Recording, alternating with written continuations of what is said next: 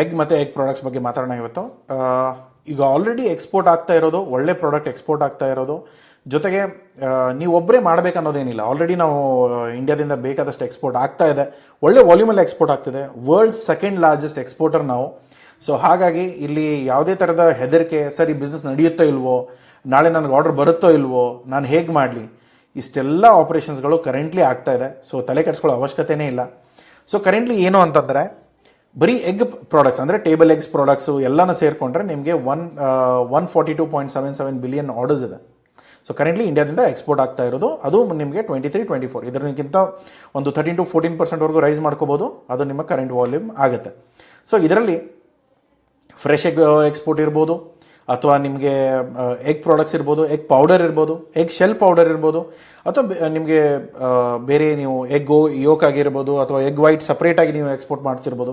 Liquid ಫಾರ್ಮಲ್ಲಾದರೂ ಇರ್ಬೋದು, solid ಫಾರ್ಮಲ್ಲಾದರೂ ಇರ್ಬೋದು, ಇಲ್ಲ ಅಂದರೆ ಇನ್ನೊಂದೇನೆಂದರೆ ಪೌಡರ್ ಫಾರ್ಮಲ್ಲಾದರೂ ಇರ್ಬೋದು. ಸೊ ಬರೀ ಎಗ್ಗಲ್ಲಿ ಮಾಡಿದ್ರೆ ಸ್ವಲ್ಪ ಮಾರ್ಜಿನ್ ಕಡಿಮೆ, ಟೇಬಲ್ ಎಗ್ಸ್ ಕ್ಯಾಟಗರಿಯಲ್ಲಿರುತ್ತೆ. ನಿಮಗೆಲ್ಲ ಇವಾಗ ಲೋಕಲಲ್ಲಿ ಏನು ಸಿಗುತ್ತಲ್ಲ, ಸೊ ಅದನ್ನೆಲ್ಲ ಕ್ಯಾಲ್ಕುಲೇಟ್ ಮಾಡಿದ್ರೆ ಅದೇ ಮೊಟ್ಟೆ ಪ್ರೈಸು ಸ್ವಲ್ಪ ಏನೋ ₹1-2 ಹೆಚ್ಚಿಗೆ ಸಿಗ್ಬೋದು. ಅಷ್ಟು ಬಿಟ್ಟರೆ ನೀವು ಡ್ರಾಸ್ಟಿಕ್ಲಿ ಏನೋ ತುಂಬ ಎಕ್ಸ್ಪೆಕ್ಟೇಷನ್ ಇಟ್ಕೊಂಡು ಬರೋಕ್ಕಾಗಲ್ಲ. ಇಲ್ಲಿ ₹6 ಸಿಗ್ತದೆ ಸರ್, ಅಲ್ಲಿ ₹12 ಸಿಗುತ್ತಾ? ಸಾಧ್ಯ ಇಲ್ಲ, ಸಿಗಲ್ಲ.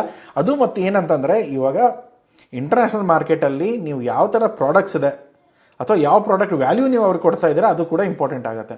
ನೀವು ಏನೋ ಹೊರಗಡೆ ಆಚೆಯವರೆಲ್ಲ ದಡ್ರು, ನಾವು ಮಾತಾ ಬುದ್ಧಿವಂತರಲ್ಲಿ, ನಾವು ಇಲ್ಲಿಂದ ಏನು ಮಾರ್ಬಿಡ್ತೇವೆ ಅದೆಲ್ಲ ಗೋಲ್ಡ್ ರೇಟಿಗೆ ಹೋಗುತ್ತೆ ಅನ್ನೋದು ಸುಳ್ಳು. ಸೊ ಅದೆಲ್ಲ ಆಗಲ್ಲ. ಆ ಥರ ಯಾರಾದರೂ ಹೇಳ್ತಾ ಇದ್ದಾರೆ, ಸುಳ್ಳು ಹೇಳ್ತಾ ಇದ್ದಾರೆ, ದಯಮಾಡಿ ಅದನ್ನು ನಂಬಕ್ಕೆ ಹೋಗಬೇಡಿ.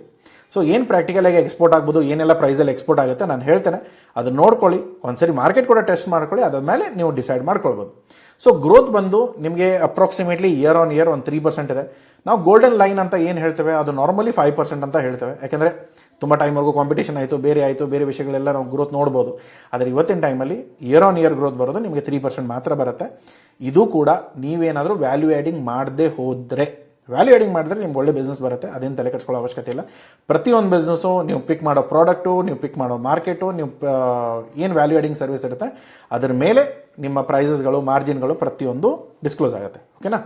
ಈಗ ನಾನು ಆಚೆ ಸಿಗೋ ಮಾರ್ಕೆಟು, ಸರ್ ಇವಾಗ ಆಲ್ರೆಡಿ ನಾವು ರೆಡಿಲಿ ಇವಾಗ ಇಲ್ಲೆಲ್ಲ ಕೊಡ್ತಾ ಇದ್ದೇವೆ, ಅದನ್ನೇ ನಿಮಗೂ ಕೊಡ್ತೇವೆ, ಅದನ್ನೇ ಎಕ್ಸ್ಪೋರ್ಟ್ ಮಾಡ್ತೇವೆ ಅಂದರೆ, ಈ ನಾರ್ಮಲಿ ಏನು ಬೇರೆದವರೆಲ್ಲ ಏನು ಮಾರ್ಜಿನ್ಸ್ ತೊಗೊಳ್ತಾ ಇದ್ದಾರೆ ಅದೇ ಮಾರ್ಜಿನ್ಸ್ಗಳು ನಿಮಗೆ ಸಿಗುತ್ತೆ. ಸೊ ದೊಡ್ಡ ಮಾರ್ಕೆಟ್ ಇವತ್ತು ಯಾವುದು? ಮಾಲ್ಡೀವ್ಸ್ ಇದೆ, ಒಮಾನ್ ಇದೆ, ಕತಾರ್ ಇದೆ.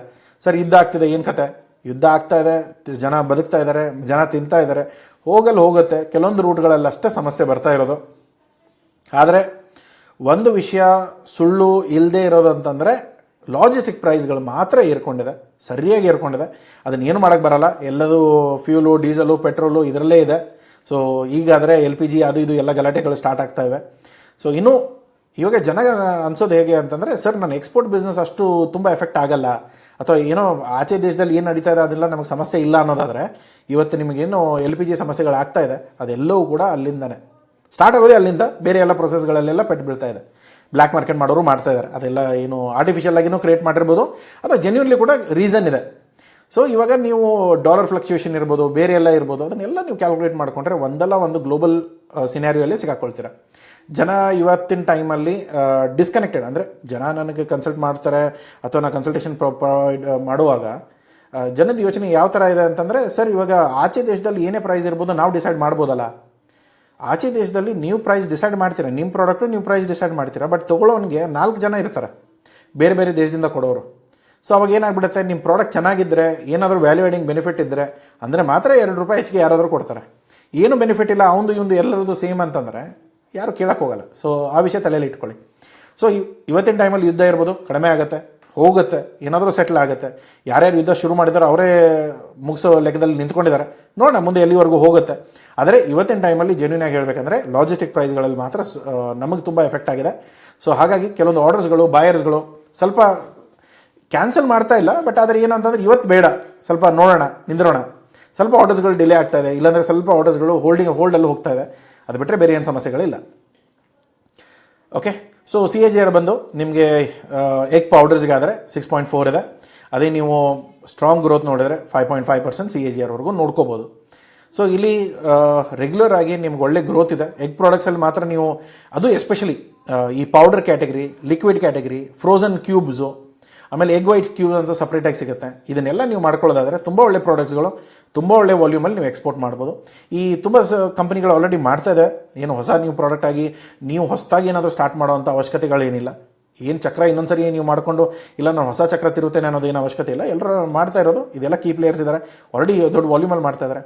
ಇವತ್ತಿನ ಟೈಮಲ್ಲಿ ನಿಮಗೆ ಎಗ್ಗಳು ಇವತ್ತಿನ ಟೈಮಲ್ಲಿ ಹೆಚ್ಚಿಗೆ ವಾಲ್ಯೂಮಲ್ಲಿ ಎಕ್ಸ್ಪೋರ್ಟ್ ಆಗ್ತಾ ಇರೋದು ಆಂಧ್ರ ಪ್ರದೇಶದಿಂದ, ತಮಿಳುನಾಡಿಂದ, ಕೇರಳ, ತೆಲಂಗಾಣದಿಂದ, ವೆಸ್ಟ್ ಬೆಂಗಾಲ್, ಕರ್ನಾಟಕ, ಮಹಾರಾಷ್ಟ್ರ, ಹರಿಯಾಣ ಮತ್ತು ಬೇರೆ ಎಲ್ಲ ರಾಜ್ಯಗಳು ಸೇರಿಕೊಂಡು ಸ್ವಲ್ಪ ವಾಲ್ಯೂಮಲ್ಲಿದೆ. ಸೊ ಎಲ್ಲ ಸೇರಿಕೊಂಡಾಗ ಸ್ವಲ್ಪ ಹೆಚ್ಚಿಗೆ ಆಗುತ್ತೆ. ಬಟ್ ಇಂಡಿವಿಜುವಲ್ ಸ್ಟೇಟ್ ನೋಡಿದ್ರೆ ಕರ್ನಾಟಕ ಕೂಡ ತುಂಬ ಒಳ್ಳೆ ವಾಲ್ಯೂಮಲ್ಲಿ ಎಕ್ಸ್ಪೋರ್ಟ್ ಮಾಡ್ತಾಯಿದ್ದಾರೆ. ಸೊ ಇದರಲ್ಲಿ ಸರ್ಕಾರದ ಸಪೋರ್ಟು ಇರ್ಬೋದು, ಇರಲಿಕ್ಕಿಲ್ಲ. ಕೆಲವೊಂದು ಸರಿ ಕೊಡ್ತಾರೆ, ಕೆಲವೊಂದು ಸರಿ ಕೊಡ್ತೇನೆ ಅಂತ ಹೇಳ್ತಾರೆ, ಕೊಡಲ್ಲ. ಸೊ ತುಂಬ ವಿಷಯಗಳಿದೆ. ಬಟ್ ಅದು ನಿಮ್ಮ ಪರ್ಸನಲ್ ಥಾಟು.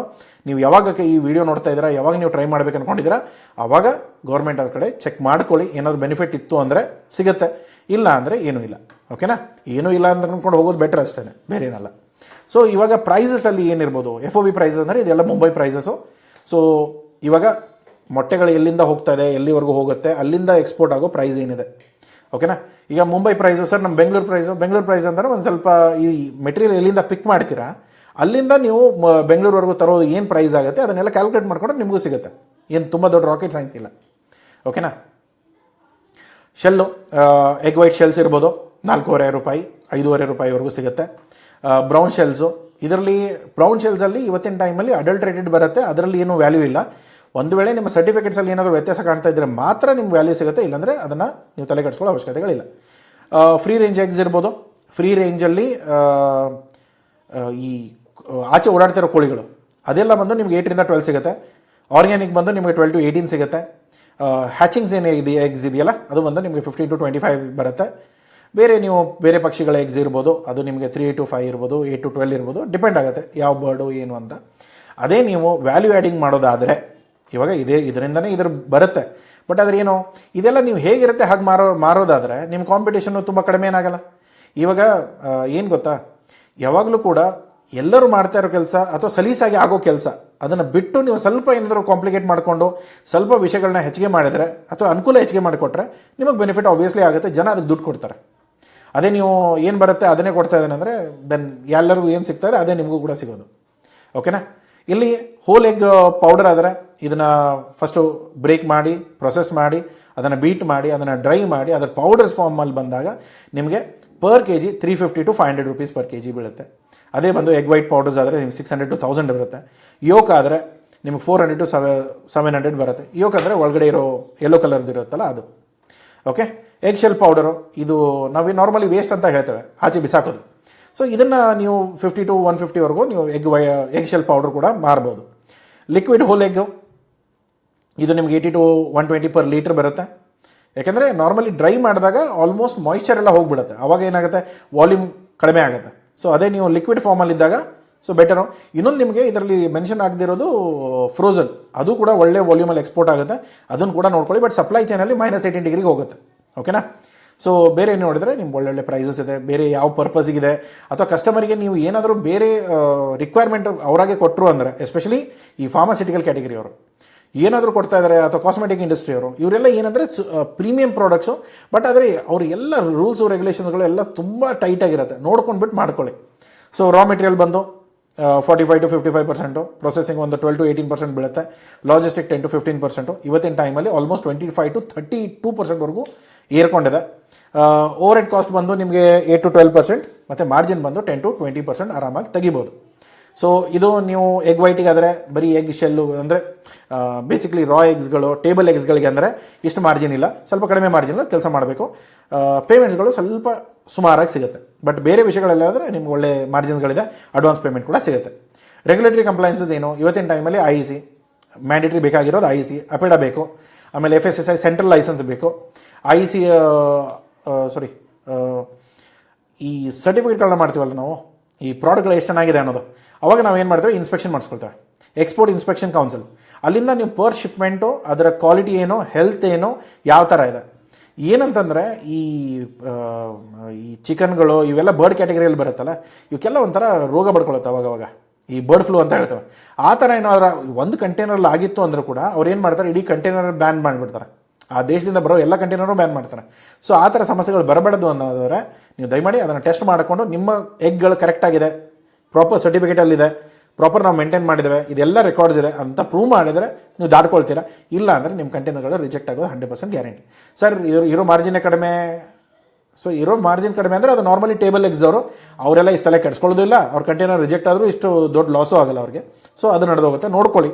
ನೀವು ಆ ಥರ ಪ್ರಾಡಕ್ಟ್ಗಳನ್ನ ಮಾಡದೇ ಇದ್ದರೆ ನಿಮ್ಗೆ ಒಳ್ಳೆಯದು. ಓಕೆ, GST ರಿಜಿಸ್ಟ್ರೇಷನು ಇದಂತೂ ಮ್ಯಾಂಡೇಟ್ರಿ, ಇದನ್ನು ಸ್ಕಿಪ್ ಮಾಡೋ ಹಂಗಿಲ್ಲ. AD ಕೋಡ್ ರಿಜಿಸ್ಟ್ರೇಷನು, ಯಾವುದೇ ಪೋರ್ಟ್ ನೀವು ಪಿಕ್ ಮಾಡಬೇಕಂದ್ರೆ ನಿಮ್ಗೆ AD ಕೋಡ್ ಬೇಕಾಗುತ್ತೆ, ಅದು ನಿಮ್ಮ ಬ್ಯಾಂಕಿಂದ AD ಕೋಡ್ ಸಿಗುತ್ತೆ. ಆದರೆ ಒಂದು ಅಡ್ವೈಸ್ ಏನು ಅಂದರೆ ಬ್ಯಾಂಕ್ಗಳನ್ನ ಆರಿಸ್ಕೊಳ್ಳೋ ಮುಂಚೆ ನೀವು ಡಿಸೈಡ್ ಮಾಡಿ ಅವ್ರ ಹತ್ರ ಆ ಬ್ರಾಂಚಲ್ಲಿ AD ಕೋಡ್ ರಿಜಿಸ್ಟರ್ಡ್ ಇದ್ದಾರಾ ಇಲ್ವಾ, ಇಲ್ಲ ಅಂದರೆ ಸಮಸ್ಯೆಗಳಾಗುತ್ತೆ. ಓಕೆನಾ? ಸೊ ಇವಾಗ ನಾವು ಯಾವ ಮಾರ್ಕೆಟಿಂಗ್ ಮಾರಬೇಕು? GCC ಮಾರ್ಕೆಟ್ಗಳು ಎಲ್ಲೆಲ್ಲಿ ಯುದ್ಧ ಆಗ್ತಾ ಇದೆಯಲ್ಲ ಇವತ್ತಿನ ಟೈಮಲ್ಲಿ, ಅವೆಲ್ಲ ಮಾರ್ಕೆಟ್ಗಳೇ ನಮ್ಮದು. ಅಲ್ಲೆಲ್ಲ ಬಾಂಬ್ ಬೀಳ್ತಾ ಇದೆ, ನೀವು ಮೊಟ್ಟೆ ಬೀಳಿಸಿ ಅಷ್ಟೇ ಅಲ್ಲಿ. ಓಕೆನಾ? ಸೊ ಯುರೋಪಿಯನ್ ಯೂನಿಯನ್ ಇದಕ್ಕೆ ಸರ್ಟಿಫಿಕೇಷನ್ ಎಲ್ಲ ತುಂಬ ಟೈಟ್ ಇರುತ್ತೆ, ಸ್ವಲ್ಪ ನೋಡ್ಕೊಳ್ಳಿ.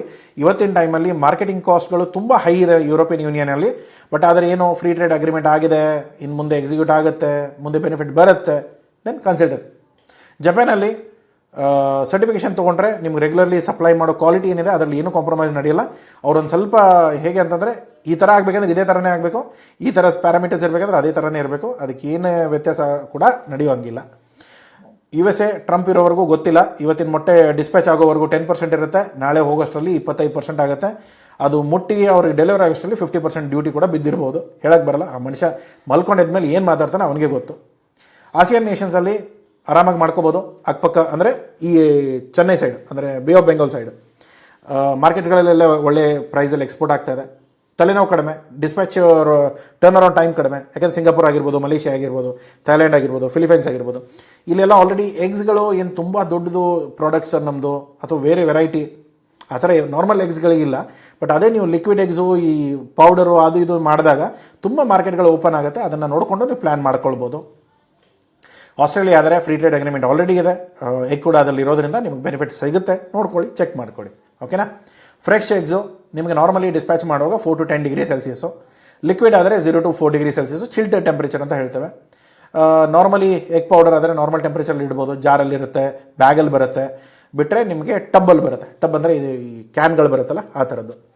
ಇನ್ನೊಂದು ಬಂದು ಫ್ರೋಝನ್ ಬರುತ್ತೆ. ಫ್ರೋಝನ್ ಆದರೆ ನಿಮ್ಗೆ -18 ಡಿಗ್ರಿ ಟೆಂಪ್ರೇಚರು, ಅದನ್ನು ಪ್ಲ್ಯಾನ್ ಮಾಡ್ಕೊಳ್ಳಿ.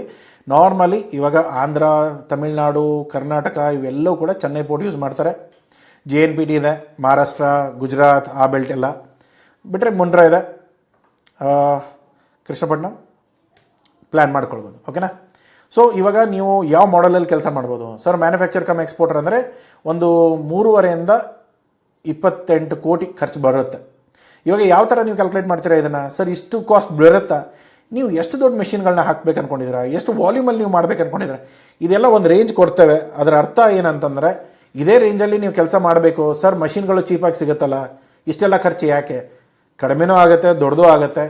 ನಿಮಗೆ ಏನು ಬೇಕು, ಯಾವ ಥರ ಫೆಸಿಲಿಟಿ ಬೇಕು, ಏನು ಕೆಪ್ಯಾಸಿಟಿ ಬೇಕು, ಎಲ್ಲಿ ಮಾಡ್ತಾ ಇದ್ದೀರಾ, ಆ ಮಷಿನ್ಗಳು ಎಲ್ಲಿಂದ ತರ್ತಾ ಇದ್ದೀರಾ, ಏನು ಕೆಪ್ಯಾಸಿಟಿಯಲ್ಲಿ ಎಷ್ಟು ಆಟೋಮೇಷನ್ ಲೆವೆಲ್ ಇದೆ, ಏನೆಲ್ಲ ನೀವು ಆ ಮಷೀನಿಂದ ಮಾಡ್ಬೋದು, ಅದ್ರ ಮೇಲೆಲ್ಲ ಪ್ರೈಸಸ್ ಚೇಂಜ್ ಆಗುತ್ತೆ. ಸುಮ್ಮನೆ ಸರ್ ಇಷ್ಟೆಲ್ಲ ಕಾಸ್ಟ್ ಆಗೋದೇ ಇಲ್ಲ, ನಾವು ಆಲ್ರೆಡಿ ಮಾಡ್ತಾ ಇದ್ದೇವೆ, ನಾವು ಚಿಕ್ಕ ಮಿಷಿನ್ ಇದೆ, ನೀವು ಏನು ಮಾಡ್ತಾ ಇದ್ದೀರಾ ಅದರಿಂದ ನನಗೇನೂ ವ್ಯತ್ಯಾಸ ಇಲ್ಲ. ನೀವು ಒಳ್ಳೆಯದಾಗಲಿ, ನೀವು ಮಾಡಿ. ಯಾರೋ ಒಬ್ಬರು ಯೋಚನೆ ಮಾಡಿಕೊಂಡು ದೊಡ್ಡ ಮಟ್ಟಕ್ಕೆ ಮಾಡಬೇಕಂದ್ರೆ ಸ್ವಲ್ಪ ಎಕ್ಸ್ಪೋರ್ಟ್ ಪರ್ಪಸು, ದೊಡ್ಡ ವಾಲ್ಯೂಮು, ಖರ್ಚುಗಳು ಕಡಿಮೆ ಆಗಬೇಕು, ಲಾಂಗ್ ಟರ್ಮಲ್ಲಿ ನಾನು ಮಾರ್ಕೆಟಲ್ಲಿ ಇರಬೇಕು, ಎಲ್ಲ ವೆರೈಟೀಸ್ ಕೊಡಬೇಕು ಅನ್ನೋದಾದರೆ ದಯಮಾಡಿ ಯೋಚನೆ ಮಾಡ್ಕೊಳ್ಳಿ. ಓಕೆನಾ? ಇನ್ನೊಂದು ಬಂದು merchant cum export, manufacturing cum ಎಕ್ಸ್ಪೋರ್ಟರ್ಸಲ್ಲಿ ಏನಾಗುತ್ತೆ, ಇದರ ಮೇಲ್ಗಡೆ ನೀವು ಮ್ಯಾನುಫ್ಯಾಕ್ಚರ್ ಮಾಡ್ತಿದ್ರೆ ಎಕ್ಸ್ಪೋರ್ಟು ನೀವೇ ಮಾಡ್ಬೇಕು ಅಂದ್ಕೊಂಡಾಗ ಈ ಮೇಲ್ಗಡೆ ಇರೋ ಖರ್ಚುಗಳನ್ನ ನೀವು ತೊಗೊಳ್ಬೇಕಾಗತ್ತೆ. ಇನ್ನೊಂದು ಬಂದು ಮರ್ಚೆಂಟ್ ಎಕ್ಸ್ಪೋರ್ಟು, ನಮ್ದು ಏನೂ ಇಲ್ಲ ಸರ್, ಅವ್ರು ಏನು ಮಾಡಿಕೊಡ್ತಾರೆ ಅದನ್ನು ನಾವು ಮಾರ್ತೇವೆ ಅಷ್ಟೇ. ಸೊ ಅವಾಗೇನಾಗುತ್ತೆ, 20 ರಿಂದ 55 ಲಕ್ಷ ಇದು ನಿಮ್ಮ ಮಿನಿಮಮ್, ನಿಮ್ಮ ಏನು raw material cost. Payment advance ಬರದೇ ಹೋದರೆ ಅಥವಾ ಸ್ವಲ್ಪ ಬಂದಿರುತ್ತೆ, ಇನ್ನೂ ಸ್ವಲ್ಪ ನಾವು ಅರೇಂಜ್ ಮಾಡಬೇಕು, ಒಂದು 20 ಲಕ್ಷದಿಂದ ನೀವು ಶುರುವಾಗಿ ಆರಾಮಾಗಿ ಮಾಡ್ಕೊಂಡು ಹೋಗ್ಬೋದು, ಸಮಸ್ಯೆಗಳಿಲ್ಲ. ಆದರೆ ಟೇಬಲ್ ಎಗ್ಸು ಈ ಮಾರ್ಜಿನ್ಗಳು ಕಡಿಮೆ ಇರುತ್ತೆ. ಇವಾಗ ಮ್ಯಾನುಫ್ಯಾಕ್ಚರ್ಸು, ಫಾರ್ಮ್ದವರು ಸರ್ ಅವರೆಲ್ಲ ದುಡ್ಡು ಹೆಚ್ಚಿಗೆ ತೊಗೊಳ್ತಾರೆ, ಮಾರ್ಜಿನ್ ಹೆಚ್ಚಿಗೆ ಇರುತ್ತೆ, ಅವ್ರದ್ದು ಖರ್ಚು ಹೆಚ್ಚಿಗೆ ಇದೆ, ಅವರ ಉಳಿಯೋದು ಅಷ್ಟೇ ಇರುತ್ತೆ, ಬ್ಯಾಂಕಿನ ಸಾಲಗಳನ್ನೆಲ್ಲ ಕಟ್ಟಬೇಕು, ಎಲ್ಲ ಲೇಬರ್ ಖರ್ಚು ಅವ್ರ ಮೇಲೆ ಇರುತ್ತೆ. ನೀವೇನಿಲ್ಲ ಒಂದು ಫೋನಲ್ಲಿ ಆರ್ಡರ್ ತೊಗೊಳ್ತೀರಾ, ಒಂದು ಫೋನಲ್ಲಿ ಸಪ್ಲೈಯರ್ ಹುಡುಕ್ತೀರಾ, ಬಂದುಬಿಟ್ಟು ಡೀಲ್ ಮಾಡ್ಕೊಳ್ತೀರಾ. 8 to 20% ಇಸ್ ಗುಡ್ ಮನಿ, ಏನೂ ಓವರ್ ಹೆಡ್ ಕಮಿಟ್ಮೆಂಟ್ ಇಲ್ಲದೆ. ಓಕೆನಾ? ಹಾಗಂತ ಹೇಳ್ಬಿಟ್ಟು ನಿಮಗೇನು ಈಸಿಯಾಗಿ ಯಾರು ಆರ್ಡರ್ ಕೊಡೋಲ್ಲ, ಬಟ್ ಆ ಮತ್ತು ಬೇರೆ. ಬಟ್ ಆದರೆ ಜನರಲ್ಲಾಗಿ ನಾವು ಹೇಳೋದೇನಂತಂದರೆ ಮರ್ಚೆಂಟ್ ಇಟ್ ಇಸ್ ಸ್ವಲ್ಪ ಈಸಿಲಿ ಪ್ರಾಡಕ್ಟ್ ಶಿಫ್ಟ್ ಮಾಡ್ಬೋದು. ಇವಾಗ ಫಾರ್ಮ್ ಹಾಕೊಂಡವ್ರು ಫ್ಯಾಕ್ಟ್ರಿ ಹಾಕ್ಕೊಂಡವ್ರು ಏನು ಮಾಡೋಕ್ಕೆ ಬರುತ್ತೆ?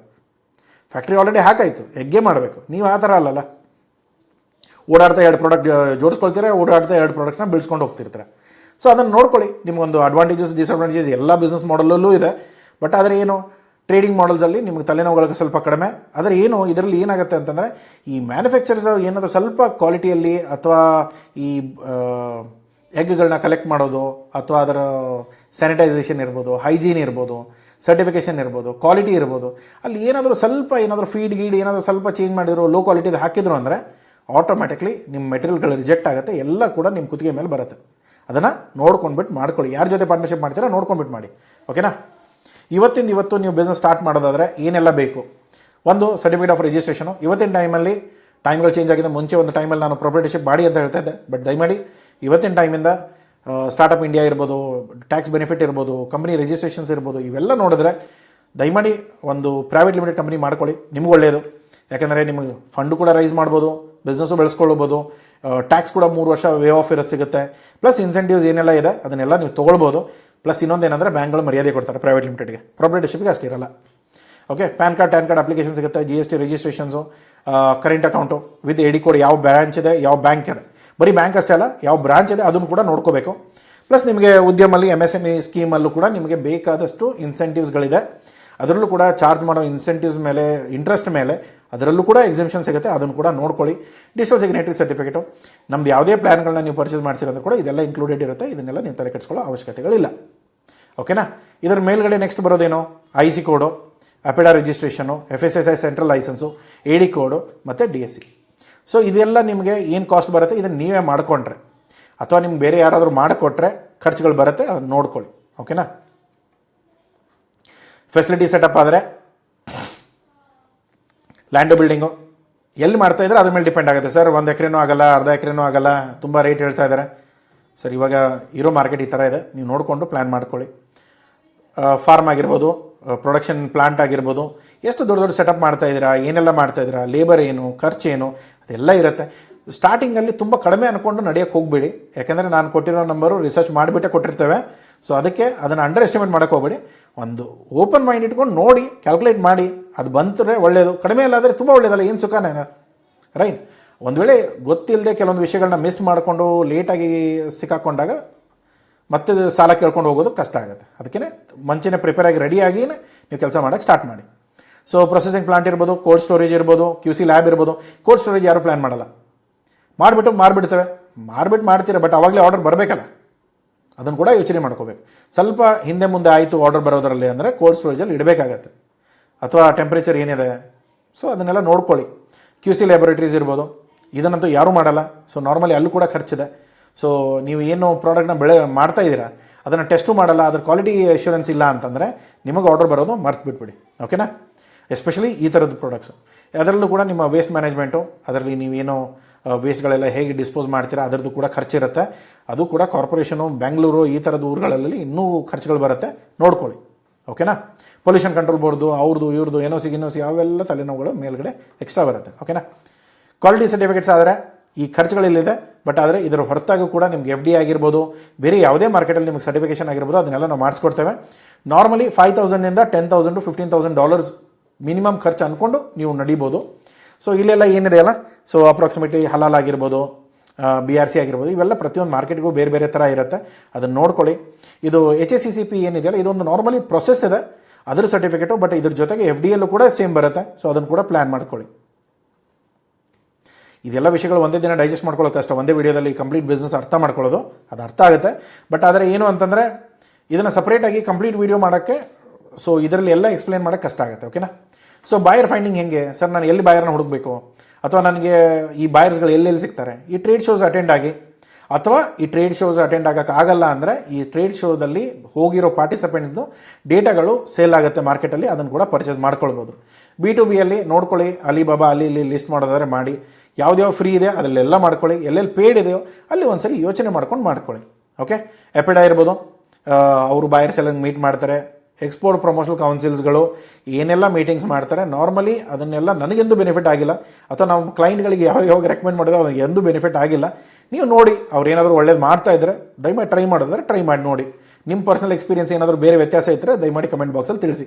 ಇಲ್ಲ ಸರ್ ನನಗೆ ಎಪಿಡದಿಂದ ಅಥವಾ ಬೇರೆ ಯಾವುದೇ ಎಕ್ಸ್ಪೋರ್ಟ್ ಪ್ರಮೋಷನಲ್ ಕೌನ್ಸಿಲಿಂದ ತುಂಬ ಒಳ್ಳೆ ಹೆಲ್ಪ್ ಆಗಿದೆ, ಒಳ್ಳೆ ಮೀಟಿಂಗ್ ಅರೇಂಜ್ ಮಾಡಿಸಿದ್ರು, ಅಲ್ಲಿಂದ ನಾನು ಒಂದು 4-5 ಕಂಟೈನರ್ ಆರ್ಡರ್ ಸಿಕ್ತು ಅನ್ನೋದೊಂದು ಯಾರೋ ಖುಷಿ ಇತ್ತು ಅಂದರೆ ದಯಮಾಡಿ ತಿಳಿಸಿ. ಯಾಕೆಂದ್ರೆ ನಮ್ಮ ಕಡೆಯಿಂದಂತೂ ಯಾವುದು ಅವ್ರ ಕಡೆಯಿಂದ ನಮ್ಗೆ ಯಾವುದೇ ಥರದ ಬೆನಿಫಿಟ್ಗಳು ಸಿಕ್ಕಿಲ್ಲ ಅಪಾರ್ಟ್ ಫ್ರಮ್ ಇನ್ಸೆಂಟಿವ್ಸು ಅದು ಇದು ಒಂದಷ್ಟು ಬಿಟ್ಟರೆ.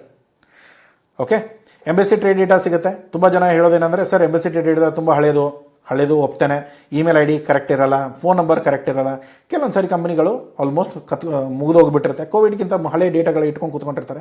ಯಾರು ಬದುಕಿದ್ದಾರೆ ಯಾರು ಸತ್ತಿದ್ದಾರೆ ಅನ್ನೋದು ಅವ್ರಿಗೂ ಕೂಡ ಗೊತ್ತಿರಲ್ಲ. ಸೊ ಅದ್ರ ಏನು ಫ್ರೀಯಾಗಿ ಸಿಗೋ ಡೇಟಾ, ದುಡ್ಡು ಕೊಡಲ್ಲ, ಫ್ರೀಯಾಗಿ ಸಿಕ್ಕಿದೆ, ಒಂದ್ಸರಿ ಟ್ರೈ ಮಾಡಿ ನೋಡಿ, ವ್ಯಾಲಿಡೇಟ್ ಮಾಡಿ ನೋಡಿ, ವರ್ಕ್ ಆಯ್ತಾರೆ ಓಕೆ, ಇಲ್ಲ ಅಂದರೆ ಬಿಟ್ಟಾಕಿ. ಡೈರೆಕ್ಟ್ ಔಟ್ರೀಚ್ ಲಿಂಕ್ಡ್ಇನ್ನಲ್ಲಿ ನಿಮಗೆ ಇಮೇಲ್ ಕ್ಯಾಂಪೇನ್ಸಲ್ಲಿ ಇದನ್ನು ಬಿಟ್ಟರೆ ನಿಮಗೆ ಬೇರೆ ಆಪ್ಷನ್ಸ್ಗಳಿಲ್ಲ. ಸೊ ಇದನ್ನು ಟ್ರೈ ಮಾಡ್ಕೊಳ್ಳಿ. ಇವತ್ತೇ ಲಿಂಕ್ಡ್ಇನ್ ನಾನು ಸ್ಟಾರ್ಟ್ ಮಾಡ್ಕೊಂಡು ಇವತ್ತಿಂದ ನಾನು ಒಂದು 200 ಜನ ಕನೆಕ್ಷನ್ ಕಳಿಸ್ತೇನೆ ಅಂದರೆ ಅಲ್ಲಿ ನಿಮ್ಮ ಅಕೌಂಟ್ ಬ್ಲಾಕ್ ಆಗುತ್ತೆ, ತಲೆಯಲ್ಲಿ ಇಟ್ಕೊಳ್ಳಿ. ಇಂಡಸ್ಟ್ರಿ ಬಾಡೀಸು ಇಲ್ಲಿ ಅಸೋಸಿಯೇಷನ್ಸ್ಗಳಿರುತ್ತೆ, ಕೋಆಪರೇಟಿವ್ ಸೊಸೈಟೀಸ್ ಇರುತ್ತೆ, ಎನ್ಕರೇಜಿಂಗ್ ಸಪೋರ್ಟಿಂಗ್ ಅಸೋಸಿಯೇಷನ್ಸ್ ಮಾಡ್ಕೊಂಡಿರ್ತಾರೆ. ಪ್ರೈವೇಟ್ ಇರ್ಬೋದು, ಗೌರ್ಮೆಂಟ್ ಇರ್ಬೋದು, ಬರೀ ನಮ್ಮ ದೇಶದಲ್ಲ ಬೇರೆ ದೇಶದಲ್ಲೂ ಕೂಡ. ಆ ಥರ ಇದ್ದರೆ ನೀವು ಆ ಬೆನಿಫಿಟ್ಗಳನ್ನ ತೊಗೊಳ್ಬೋದು. ಎಕ್ಸ್ಪೋರ್ಟ್ ಡಾಕ್ಯುಮೆಂಟೇಷನು ಇದು ಪ್ರತಿ ಸಾರಿ ನಿಮಗೆ ಬೇಕಾಗಿರೋ ಡಾಕ್ಯುಮೆಂಟೇಷನು. ಇಲ್ಲಿ ಮುಂಚೆ ಹೇಳಿರೋದೆಲ್ಲ ನಿಮ್ಗೆ ಒಂದು ಸಾರಿ ಬೇಕಾಗುತ್ತೆ, ಅದು ನಿಮಗೆ ವ್ಯಾಲಿಡಿಟಿ ಬರುತ್ತೆ 1 ವರ್ಷಕ್ಕೆ, 2 ವರ್ಷಕ್ಕೆ, 5 ವರ್ಷಕ್ಕೆ ಈ ಥರದ್ದು. ಇದಾದರೆ ನಿಮಗೆ ಪ್ರತಿ ಎಕ್ಸ್ಪೋರ್ಟ್ಗೂ ಬೇಕಾಗುತ್ತೆ. ಓಕೆನಾ? ಯಾವುದು ಕಮರ್ಷಿಯಲ್ ಇನ್ವಾಯ್ಸು, ಬಿಲ್ ಅಂತ ಹೇಳ್ತೇವಲ್ಲ, ಪ್ಯಾಕೇಜಿಂಗ್ ಲಿಸ್ಟು, ಯಾವ ಥರ ಪ್ಯಾಕೇಜ್ ಮಾಡಿದ್ದೀರಾ, ಬಿಲ್ ಆಫ್ ಲೀಡಿಂಗು, ಎಲ್ಲಿಂದ ಕಳಿಸಿದ್ದೀರಾ, ಯಾವಾಗ ಕಳಿಸಿದ್ದೀರಾ, ಎಲ್ಲಿಂದ ಯಾವ ರೂಟಿಂದ ಹೋಗ್ತಾ ಇದೆ. ಅದೇ ನೀವು ಪ್ಲೇನಲ್ಲಿ ಕಳಿಸಿದ್ರೆ ಏರ್ವೇ ಬಿಲ್ ಬರುತ್ತೆ, ಸಿಯಿಂದ ಕಳಿಸಿದರೆ ಬಿಲ್ ಆಫ್ ಲೀಡಿಂಗ್ ಬರುತ್ತೆ. ಸರ್ಟಿಫಿಕೇಟ್ ಆಫ್ ಒರಿಜಿನ್ ಯಾವ ದೇಶದಲ್ಲಿ ಪ್ರಾಡಕ್ಟ್ ಆಗಿರೋದು, ಇಂಡಿಯಾದಲ್ಲಾಗಿದೆ, ಸೊ ಸರ್ಟಿಫಿಕೇಟ್ ಆಫ್ ಒರಿಜಿನ್ ನಿಮಗೆ ಸಿಗುತ್ತೆ. ಇದನ್ನೆಲ್ಲ ನಾವು ಮಾಡ್ತೇವೆ. ಬಿಲ್ಗಳನ್ನೆಲ್ಲ ಬೇಕಂದ್ರೆ ನೀವು ಜನರೇಟ್ ಮಾಡ್ಬೋದು, ಇಲ್ಲಾಂದರೆ ಎಲ್ಲ ನೀವು ಫ್ರೈಟ್ ಫೋರ್ಡರ್ ಕೊಟ್ಬಿಡಿ, ಅವ್ರು ಮಾಡ್ಕೊಳ್ತಾರೆ. ಸೊ ಹೆಲ್ತು ಮತ್ತು ಪ್ಯಾಥೋಸ್ಯಾನಿಟರಿ ಸರ್ಟಿಫಿಕೇಟು, ಪ್ಲಾಂಟ್ ಬೇಸ್ಡು ಕ್ರೇಟ್ಸಲ್ಲಿ, ವುಡನ್ ಬಾಕ್ಸಸಲ್ಲಿ ಏನೋ ಕಳಿಸ್ತಾ ಇದ್ದರೆ ಪ್ಯಾಥೋಸ್ಯಾನಿಟರಿ ಬೇಕಾಗುತ್ತೆ. ಹೆಲ್ತ್ ಸರ್ಟಿಫಿಕೇಟ್ 100% ಮ್ಯಾಂಡೇಟ್ರಿ ಇದೆ, ಅದನ್ನು ದಯಮಾಡಿ ಮಾಡಿಸ್ಕೊಂಡು ಕಳಿಸಿದ್ರೆ ನಿಮ್ಗೆ ಒಳ್ಳೆಯದು. ಇಲ್ಲ ಅಂದರೆ ಕಂಟೈನರ್ ಏನಾದರೂ ಬ್ಲಾಕ್ ಆಯಿತು, ಲಾಸ್ ಆಯಿತು ಅಂದರೆ ಅದರ ಲಾಸ್ಗಳನ್ನ ಬೇರ್ ಮಾಡಿ ಅಷ್ಟೇ. ಹಲಾಲ್ ಸರ್ಟಿಫಿಕೇಟು ನೋಡ್ಕೊಳ್ಳಿ, ಯಾವ ಮಾರ್ಕೆಟಲ್ಲಿ. ಎಲ್ಲವೂ GCC ಮಾರ್ಕೆಟಲ್ಲಿ ಒಂದೇ ಹಲಾಲ್ ಸರ್ಟಿಫಿಕೇಟ್ ನಡೆಯಲ್ಲ, ಎಲ್ಲ ಕಂಟ್ರಿದು ಬೇರೆ ಬೇರೆ ಇದೆ, ಅದನ್ನು ನೋಡ್ಕೊಂಡು ಪ್ಲ್ಯಾನ್ ಮಾಡ್ಕೊಳ್ಳಿ. FSSAI ಎಕ್ಸ್ಪೋರ್ಟ್ ಸೆಂಟ್ರಲ್ ಲೈಸೆನ್ಸ್ ಬೇಕು, ಅದನ್ನು ಮರಿಬೇಡಿ. ಅದು ಒಂದು ಸರಿ ತೊಗೊಂಡ್ರೆ ಸಾಕಾಗುತ್ತೆ. ಮ್ಯಾನುಫ್ಯಾಕ್ಚರ್ ಆದರೂ ಟ್ರೇಡರ್ ಆದರೂ ಆಯಿತು, ಪ್ಯಾಕರ್ ಆದರೂ ಆಯಿತು, ಯಾವುದೇ ಥರದ ಕ್ಯಾಟಗರಿಯಲ್ಲಿ ಅದನ್ನು ಮಾಡಿಸ್ಕೊಳ್ಳಿ. ಶಿಪ್ಪಿಂಗ್ ಬಿಲ್ಲು, ಇನ್ಶೂರೆನ್ಸು ದಯಮಾಡಿ ಮರೆಯೋಕ್ಕೆ ಹೋಗಬೇಡಿ. ಇನ್ಶೂರೆನ್ಸ್ 100% ಬೇಕು ಇವತ್ತಿನ ಟೈಮಲ್ಲಿ. ಯಾವನೋ ಒಬ್ಬ ನಿಮ್ಮ ಪ್ರಾಡಕ್ಟ್ಗಳನ್ನ ನೀರಲ್ಲಿ ಬಿಸಾಕ್ದ, ಕಳುವಾಯಿತು, ಅಥವಾ ವಾರಲ್ಲೆಲ್ಲೋ ಅವ್ರು ಹೊಡೆದಿರೋ ಡ್ರೋನ್ ನಿಮಗೆ ಬಂದು ಹೊಡ್ಕೊಂಡಿದೆ, ಸೊ ಆ ಥರ ಇದ್ದರೆ ಉಳ್ಕೊಳ್ತೀರ. Okay, letter of credit documents, lab report, plus ನಿಮಗೆ ಅನಾಲಿಟಿಕ್ಸ್ ರಿಪೋರ್ಟ್ಸ್, ಇದೆಲ್ಲವೂ ಕೂಡ ಇಂಪಾರ್ಟೆಂಟು. ಲ್ಯಾಬ್ ರಿಪೋರ್ಟ್ ನಿಮ್ಮ ಸ್ವಂತದ್ದಿರುತ್ತೆ, ಬಟ್ ಸರ್ಟಿಫಿಕೇಟ್ ಆಫ್ ಅನಾಲಿಸಿಸು ಇದು ನಾರ್ಮಲಿ SGS, ಈ TUV ಇದೆಲ್ಲ ಬೇರೆ ಏಜೆನ್ಸಿಗಳು ಮಾಡಿಕೊಡ್ತಾರೆ. ತುಂಬ ಕಡಿಮೆ ಅಂತ ಹೇಳಲ್ಲ, ಬಟ್ ಎಕ್ಸ್ಪೆನ್ಸಿವ್ ಇರುತ್ತೆ. ಬಟ್ ಆದರೆ ಏನು, ಅದನ್ನು ಮಾಡಿಸ್ಕೊಳ್ಳೋದ್ರಿಂದ ನಿಮ್ಮ ಪ್ರೈಸ್ಗಳನ್ನ, ಇವಾಗ ನೋಡಿ ಏನೇ ಖರ್ಚಿದ್ರು ಕೂಡ ಎಲ್ಲವೂ ಕೂಡ ನಿಮ್ಮ ಬಾಯರೇ ಕೊಡ್ತಾನೆ. ಬಟ್ ಏನು ಒಂದು ಹೇಳೋ ರೀತಿಯಲ್ಲಿ, ಮಾಡೋ ರೀತಿಯಲ್ಲಿ ಇದನ್ನೆಲ್ಲ ನಿಮಗೆ ಕೊಡ್ತೇವೆ, ಅದಕ್ಕೆಲ್ಲ ಇಷ್ಟು ಪ್ರೈಸ್ ಇದೆ, ಇದನ್ನೆಲ್ಲ ನಾವು ನಿಮಗೆ ಚಾರ್ಜ್ ಮಾಡ್ತೇವೆ ಅಂತ ಹೇಳಿಬಿಟ್ಟು ತೊಗೊಳ್ಳಿ, ನೀವು ಉಳ್ಕೊಳ್ತೀರ. ಇಲ್ಲ ಅಂದರೆ ಅವನು ಸ್ಟಾರ್ಟಿಂಗಲ್ಲಿ ಏನಾದರೂ ಇಲ್ಲ ಅದೆಲ್ಲ ಬೇಡ, ನಾವು ಆರಾಮಾಗಿ ತೊಗೊಳ್ತೇವೆ ಅನ್ನೋದಾದರೆ ಅದನ್ನು ರಿಟರ್ನಲ್ಲಿ ತೊಗೊಳ್ಳಿ. ನಿಮ್ಮ ಸೇಲ್ ಅಗ್ರಿಮೆಂಟ್ ಏನು ಮಾಡ್ತೀರಲ್ಲ, ಆ ಸೇಲ್ ಅಗ್ರಿಮೆಂಟಲ್ಲಿ ಪ್ರಾಪರಾಗಿ ಬರ್ಸ್ಕೊಳ್ಳಿ. ಇಲ್ಲ ಅಂದರೆ ಸರಿಯಾಗಿ ತಗಲಾಕೊಳ್ತೀರ, ಹುಷಾರಾಗಿರಿ. ಓಕೆನಾ? ಸೊ ಕ್ಯಾಪಿಟಲು ಇದನ್ನು ನೋಡ್ಕೊಳ್ಳಿ, ವ್ಯತ್ಯಾಸ ಆಗುತ್ತೆ, ನಾನೇನು ಇಲ್ಲ ಅನ್ನಲ್ಲ. ಕಡಿಮೆನೂ ಆಗ್ಬೋದು, ಹೆಚ್ಚಿಗೆನೂ ಆಗ್ಬೋದು. ನೀವು ಯಾವ ಥರ ಸ್ಟ್ರಾಟಜಿ ಮಾಡ್ತೀರಾ, ನೀವು ಯಾರ ಹತ್ರ ಪರ್ಚೇಸ್ ಮಾಡ್ತೀರಾ, ಎಲ್ಲಿಂದ ಇಂಪೋರ್ಟ್ ಮಾಡ್ಕೊಳ್ತೀರಾ, ಅಥವಾ ಲೋಕಲಲ್ಲೇ ಪರ್ಚೇಸ್ ಮಾಡ್ತೀರಾ, ಇದೆಲ್ಲವೂ ಕೂಡ ನಿಮ್ಮ ಮೇಲೆ ಡಿಪೆಂಡ್ ಆಗುತ್ತೆ. ಫ್ಲೋರಿಂಗ್ ಚೇಂಜ್ ಆಯಿತು ಅಂದರೆ ಅಲ್ಲಿ ನಿಮಗೆ 1 ಕೋಟಿ ಮೇಲೆ ವ್ಯತ್ಯಾಸ ಬರುತ್ತೆ. ಸೊ ಅದೆಲ್ಲ ರಿಯಲಾಗಿ ಕೆಲಸ ಮಾಡೋರಿಗೆ ಗೊತ್ತಾಗುತ್ತೆ, ನೋಡ್ಕೊಳ್ಳಿ ಒಂದ್ಸರಿ ಮಾಡುವಾಗ. ಓಕೆ, ಯಾರ್ಯಾರ ಜೊತೆಗೆ ಯಾವ ಫ್ರೀ ಟ್ರೇಡ್ ಅಗ್ರಿಮೆಂಟ್ ಇದೆ, ಯಾವುದ್ಯಾವುದರಲ್ಲಿ ನಾವು ಎಕ್ಸ್ಪೋರ್ಟ್ ಮಾಡ್ಬೋದು, ಏನೆಲ್ಲ ಡ್ಯೂಟಿ ಎಕ್ಸಿಬಿಷನ್ಸ್ ಇದೆ, ಚಾರ್ಟ್ ಫುಲ್ ಇದೆ, ನೋಡ್ಕೊಳ್ಳಿ. ದುಬೈಗೆ ಆದರೆ ಫ್ರೀ ಟ್ರೇಡ್ ಅಗ್ರಿಮೆಂಟ್ ಆಲ್ರೆಡಿ ಇದೆ. ನೀವು ಫ್ರೀ ಟ್ರೇಡ್ ಅಗ್ರಿಮೆಂಟ್ ನಾರ್ಮಲಿ ಬೇರೆ ಯಾರೋ ಎಕ್ಸ್ಪೋರ್ಟ್ ಮಾಡಿದರೆ 5% ಬೀಳುತ್ತೆ, ನಿಮಗಾದರೆ 0 to 2% ಬೀಳುತ್ತೆ, ನೋಡ್ಕೊಳ್ಳಿ. ಯಾಕೆಂದರೆ 0 to 2% ಯಾಕೆ ಸರ್, ಯಾಕೆ ಫಿಕ್ಸ್ ಆಗಿ 0 ಕೊಡಲ್ವಾ? ಕೆಲವೊಂದು ಪ್ರಾಡಕ್ಟ್ಗಳಿಗೆ 0 ಇದೆ, ಕೆಲವೊಂದು ಪ್ರಾಡಕ್ಟ್ಗಳಿಗೆ 2% ಬೀಳುತ್ತೆ, 1% ಬೀಳುತ್ತೆ. ಸೊ ಅದು ನೀವು ಫ್ರೋಝನಲ್ಲಿ ಕಳಿಸ್ತಾ ಇದ್ದೀರಾ, ಅಥವಾ ಡ್ರೈಯಲ್ಲಿ ಕಳಿಸ್ತಾ ಇದ್ದೀರಾ, ಪೌಡ್ರ್ ಕಳಿಸ್ತಾ ಇದ್ದೀರಾ, ಅದೆಲ್ಲ ಕೂಡ ಪ್ರಾಡಕ್ಟ್ ರೇಂಜ್ಗಳು ಚೇಂಜ್ ಆಗುತ್ತೆ. ಸೊ ಅದನ್ನು ನೋಡಿಕೊಂಡು ಪ್ರಾಪರಾಗಿ ನಿಮಗೇನಾದರೂ ಪ್ರಾಡಕ್ಟ್ ಸ್ಟಡಿ ಸಪ್ರೇಟಾಗಿ ಬೇಕು, ಸರ್ ನಾನು ಈ ಪ್ರಾಡಕ್ಟ್ ಬಗ್ಗೆ ಯೋಚನೆ ಮಾಡ್ತಾ ಇದ್ದೇನೆ ಅಂದರೆ ಅದಕ್ಕೆ ರಿಪೋರ್ಟ್ ಬೇಕಂದರೆ ನೀವು ಆನ್ ಡಿಮಾಂಡ್ ರಿಪೋರ್ಟ್ ಕೂಡ ರೆಡಿ ಮಾಡಿಸ್ಕೊಳ್ಬೋದು ಕಂಪ್ನಿಯಿಂದ. ಕಾಂಟ್ಯಾಕ್ಟ್ ನಂಬರ್ ಇರುತ್ತೆ, ನನಗೆ ಕಾಲ್ ಮಾಡ್ಕೊಳ್ಳಿ. ಓಕೆ, ಡಿಸ್ಕ್ರಿಪ್ಷನಲ್ಲಿ ಎಲ್ಲ ಡೀಟೇಲ್ಸ್ಗಳು ಇದೆ.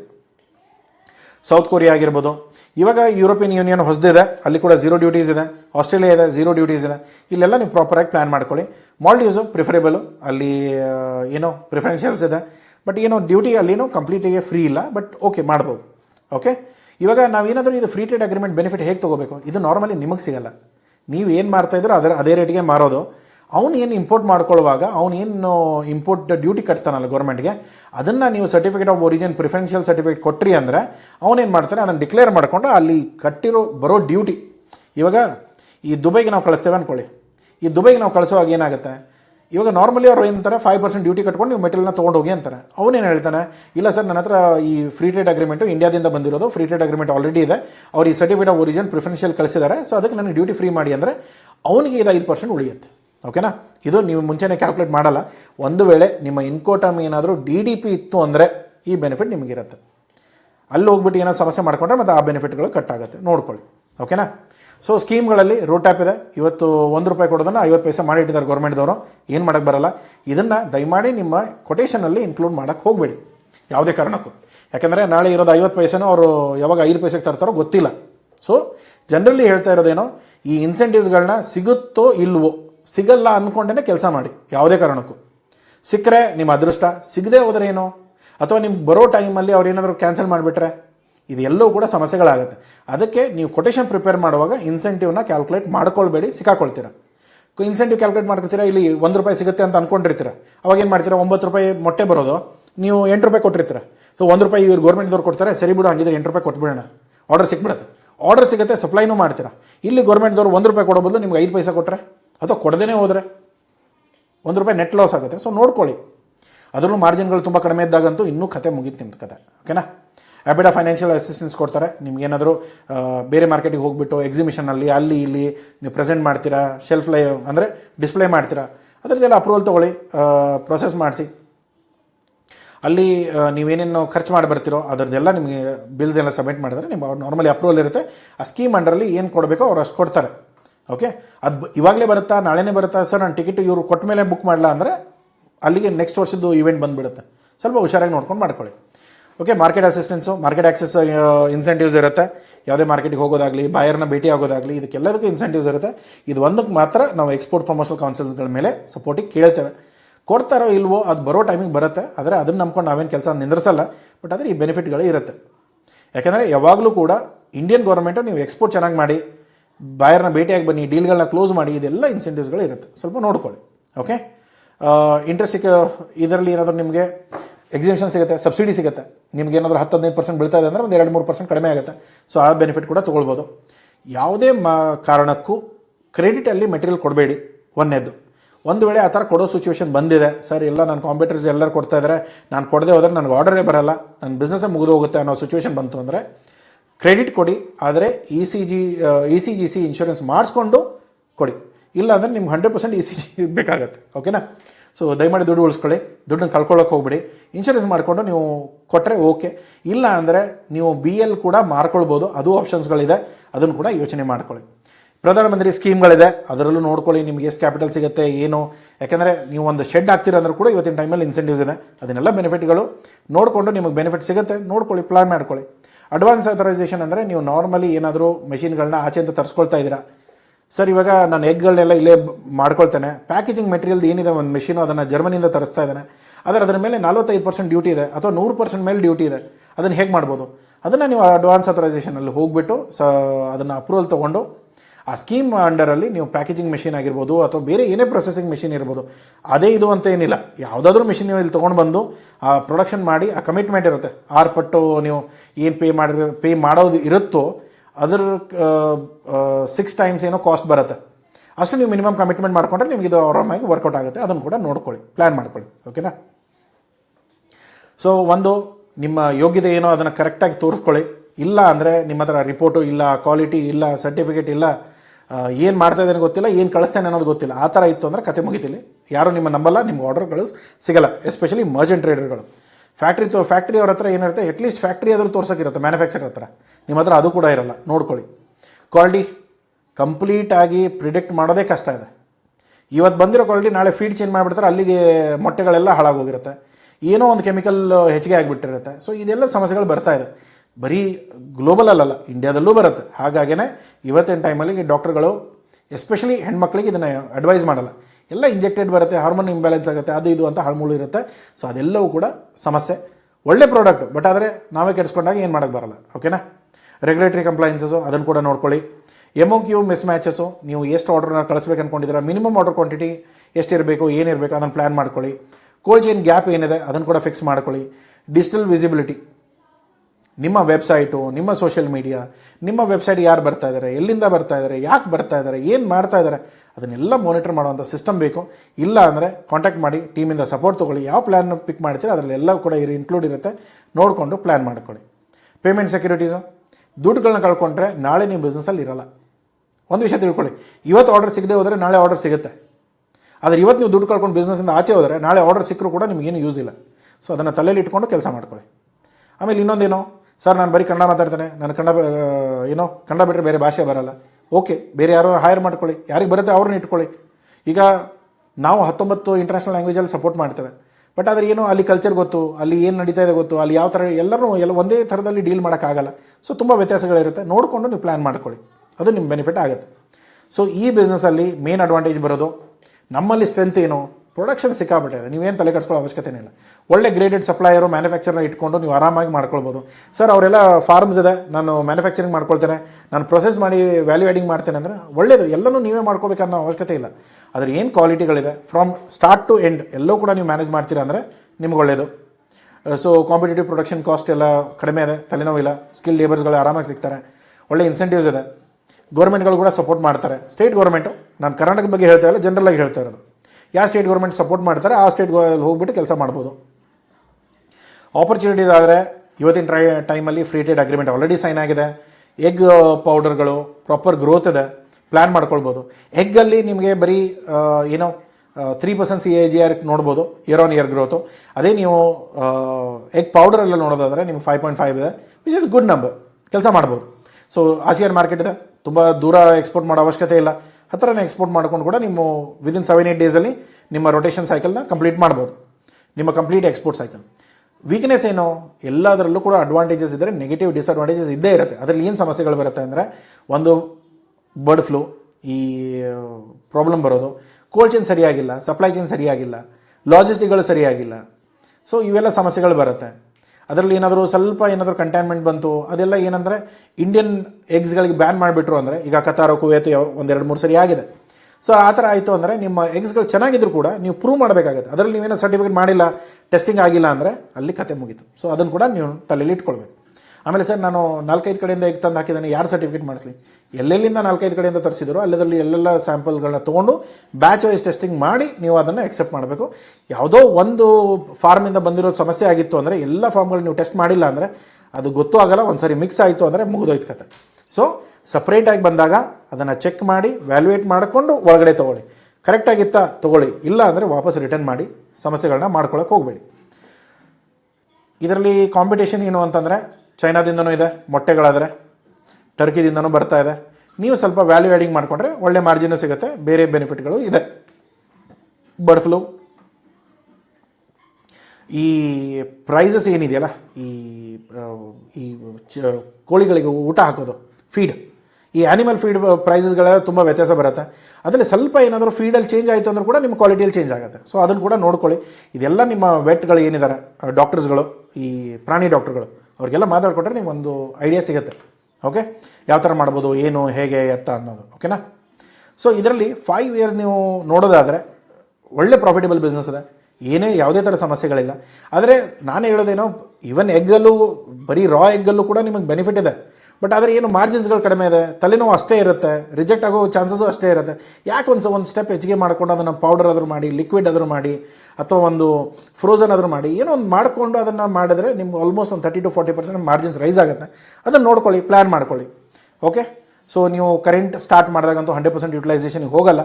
ಸೊ ಹೋಗೋಕ್ಕೆ ಒಂದು 2-3 ವರ್ಷ ಬೇಕಾಗುತ್ತೆ. ಒಳ್ಳೆ ಕೆಪಾಸಿಟಿಯಲ್ಲಿ ಪ್ರೊಡ್ಯೂಸ್ ಮಾಡ್ಕೊಳ್ಳಿ. ಒಳ್ಳೆ ಮರ್ಚೆಂಟ್ ಟ್ರೇಡರ್ಸ್ನ ಆ್ಯಸ್ ಎ ಮ್ಯಾನುಫ್ಯಾಕ್ಚರ್ ಇದ್ದರೆ ಒಳ್ಳೆ ಮರ್ಚೆಂಟ್ ಟ್ರೇಡರ್ಸ್ಗಳನ್ನ ಹೈರ್ ಮಾಡ್ಕೊಳ್ಳಿ. ಅವ್ರಿಗೆ ಏನು ಬೇಕೋ ಅದೆಲ್ಲ ಸಪೋರ್ಟ್ ಕೊಡಿ, ಏನೆಲ್ಲ ಸರ್ಟಿಫಿಕೇಷನ್ ಬೇಕೋ ಅದನ್ನೆಲ್ಲ ಖರ್ಚಾಗುತ್ತೆ, ಬಟ್ ಮಾಡ್ಕೊಳ್ಳಿ. ಜನಕ್ಕೆ ಇವತ್ತಿನ ಟೈಮಲ್ಲಿ ಬಾಯಲ್ಲಿ ಹೇಳಿದ್ರೆ ನಂಬಲ್ಲ, ಸರ್ಟಿಫಿಕೇಟ್ಗಳು ಮಾತಾಡುತ್ತೆ. ಸೊ ನೋಡಿಕೊಂಡು ಪ್ಲ್ಯಾನ್ ಮಾಡ್ಕೊಳ್ಳಿ. ರಿಸ್ಕ್ಗಳು ನಾನು ಆಲ್ರೆಡಿ ಹೇಳಿದ್ದೇನೆ. ಈ ಬೈ ಡಿಫಾಲ್ಟ್ಸ್ ಆಯಿತು, ಬ್ಯಾಂಕ್ಗಳಿಂದ ಮಿಟಿಗೇಟ್ ಮಾಡ್ಕೊಳ್ಳಿ. ECGC ಇನ್ಶೂರೆನ್ಸ್ ತೊಗೊಳ್ಳಿ, ಇಲ್ಲ ಬ್ಯಾಂಕ್ ಕಡೆಯಿಂದ LC ಬರುತ್ತೆ, ಅದನ್ನು ಪೇಮೆಂಟ್ ಟೈಮಲ್ಲಿ ಕೆಲಸ ಮಾಡ್ಕೊಳ್ಳಿ. ಶಿಪ್ಮೆಂಟ್ ಆದರೆ ರಿಜೆಕ್ಟ್ ಆಗೋ ಚಾನ್ಸಸ್ ಎಲ್ಲಿರುತ್ತೆ? ನಿಮ್ಮ ಕ್ವಾಲಿಟಿ ಟೆಸ್ಟಿಂಗು, ಸರ್ಟಿಫಿಕೇಟ್ಸು ಇದೇನು ಇಲ್ಲ ಅಂದರೆ ರಿಜೆಕ್ಟ್ ಆಗುತ್ತೆ. Cold chain failures, normally temperature, ಈ ಏನೋ ಯಾವುದೋ ಸಸ್ತಾ ಕಡಿಮೆ ರೇಟಲ್ಲಿ ನಾವೇನೋ ಮಾಡೋಕ್ಕೆ ಹೋಗಿರ್ತೇವೆ, ಯಾವುದೋ ಕಂಟೈನರ್ ಬುಕ್ ಮಾಡಿರ್ತೇವೆ, ಟೆಂಪ್ರೇಚರ್ ಕೂಡ ಸರಿಯಾಗಿ ಮಾನಿಟರ್ ಮಾಡಲ್ಲ, ಆ ಥರದನ್ನೆಲ್ಲ ತೊಗೊಳಕ್ಕೆ ಹೋಗ್ಬಿಡಿ. ಕರೆನ್ಸಿ ಫ್ಲಕ್ಚುಯೇಷನ್ ಇತ್ತ ಹೆಜಿಂಗ್ ಮಾಡ್ಕೊಳ್ಳಿ, ಫಾರ್ವರ್ಡ್ ಕಾಂಟ್ರಾಕ್ಟಿಂಗ್ ಮಾಡ್ಕೊಳ್ಳಿ. ಅದು ಕೂಡ ನಿಮಗೆ $20,000 ಮೇಲ್ಗಡೆ ಇದ್ದರೆ, ಇಲ್ಲ ಅಂದರೆ ಏನು ಫ್ಲಕ್ಚುಯೇಷನ್ ಇದೆ ಅದು ಇರಲಿ, ಒಂದು ಸ್ವಲ್ಪ ಪ್ರೈಸಲ್ಲೇ ನೀವು ಕೊಡುವಾಗ ಸ್ವಲ್ಪ ಹೆಚ್ಚು ಕಡಿಮೆ ಮಾಡಿಕೊಂಡು ಪ್ರೈಸ್ಗಳನ್ನ ಕೊಡಿ, ಉಳ್ಕೊಳ್ತೀರ.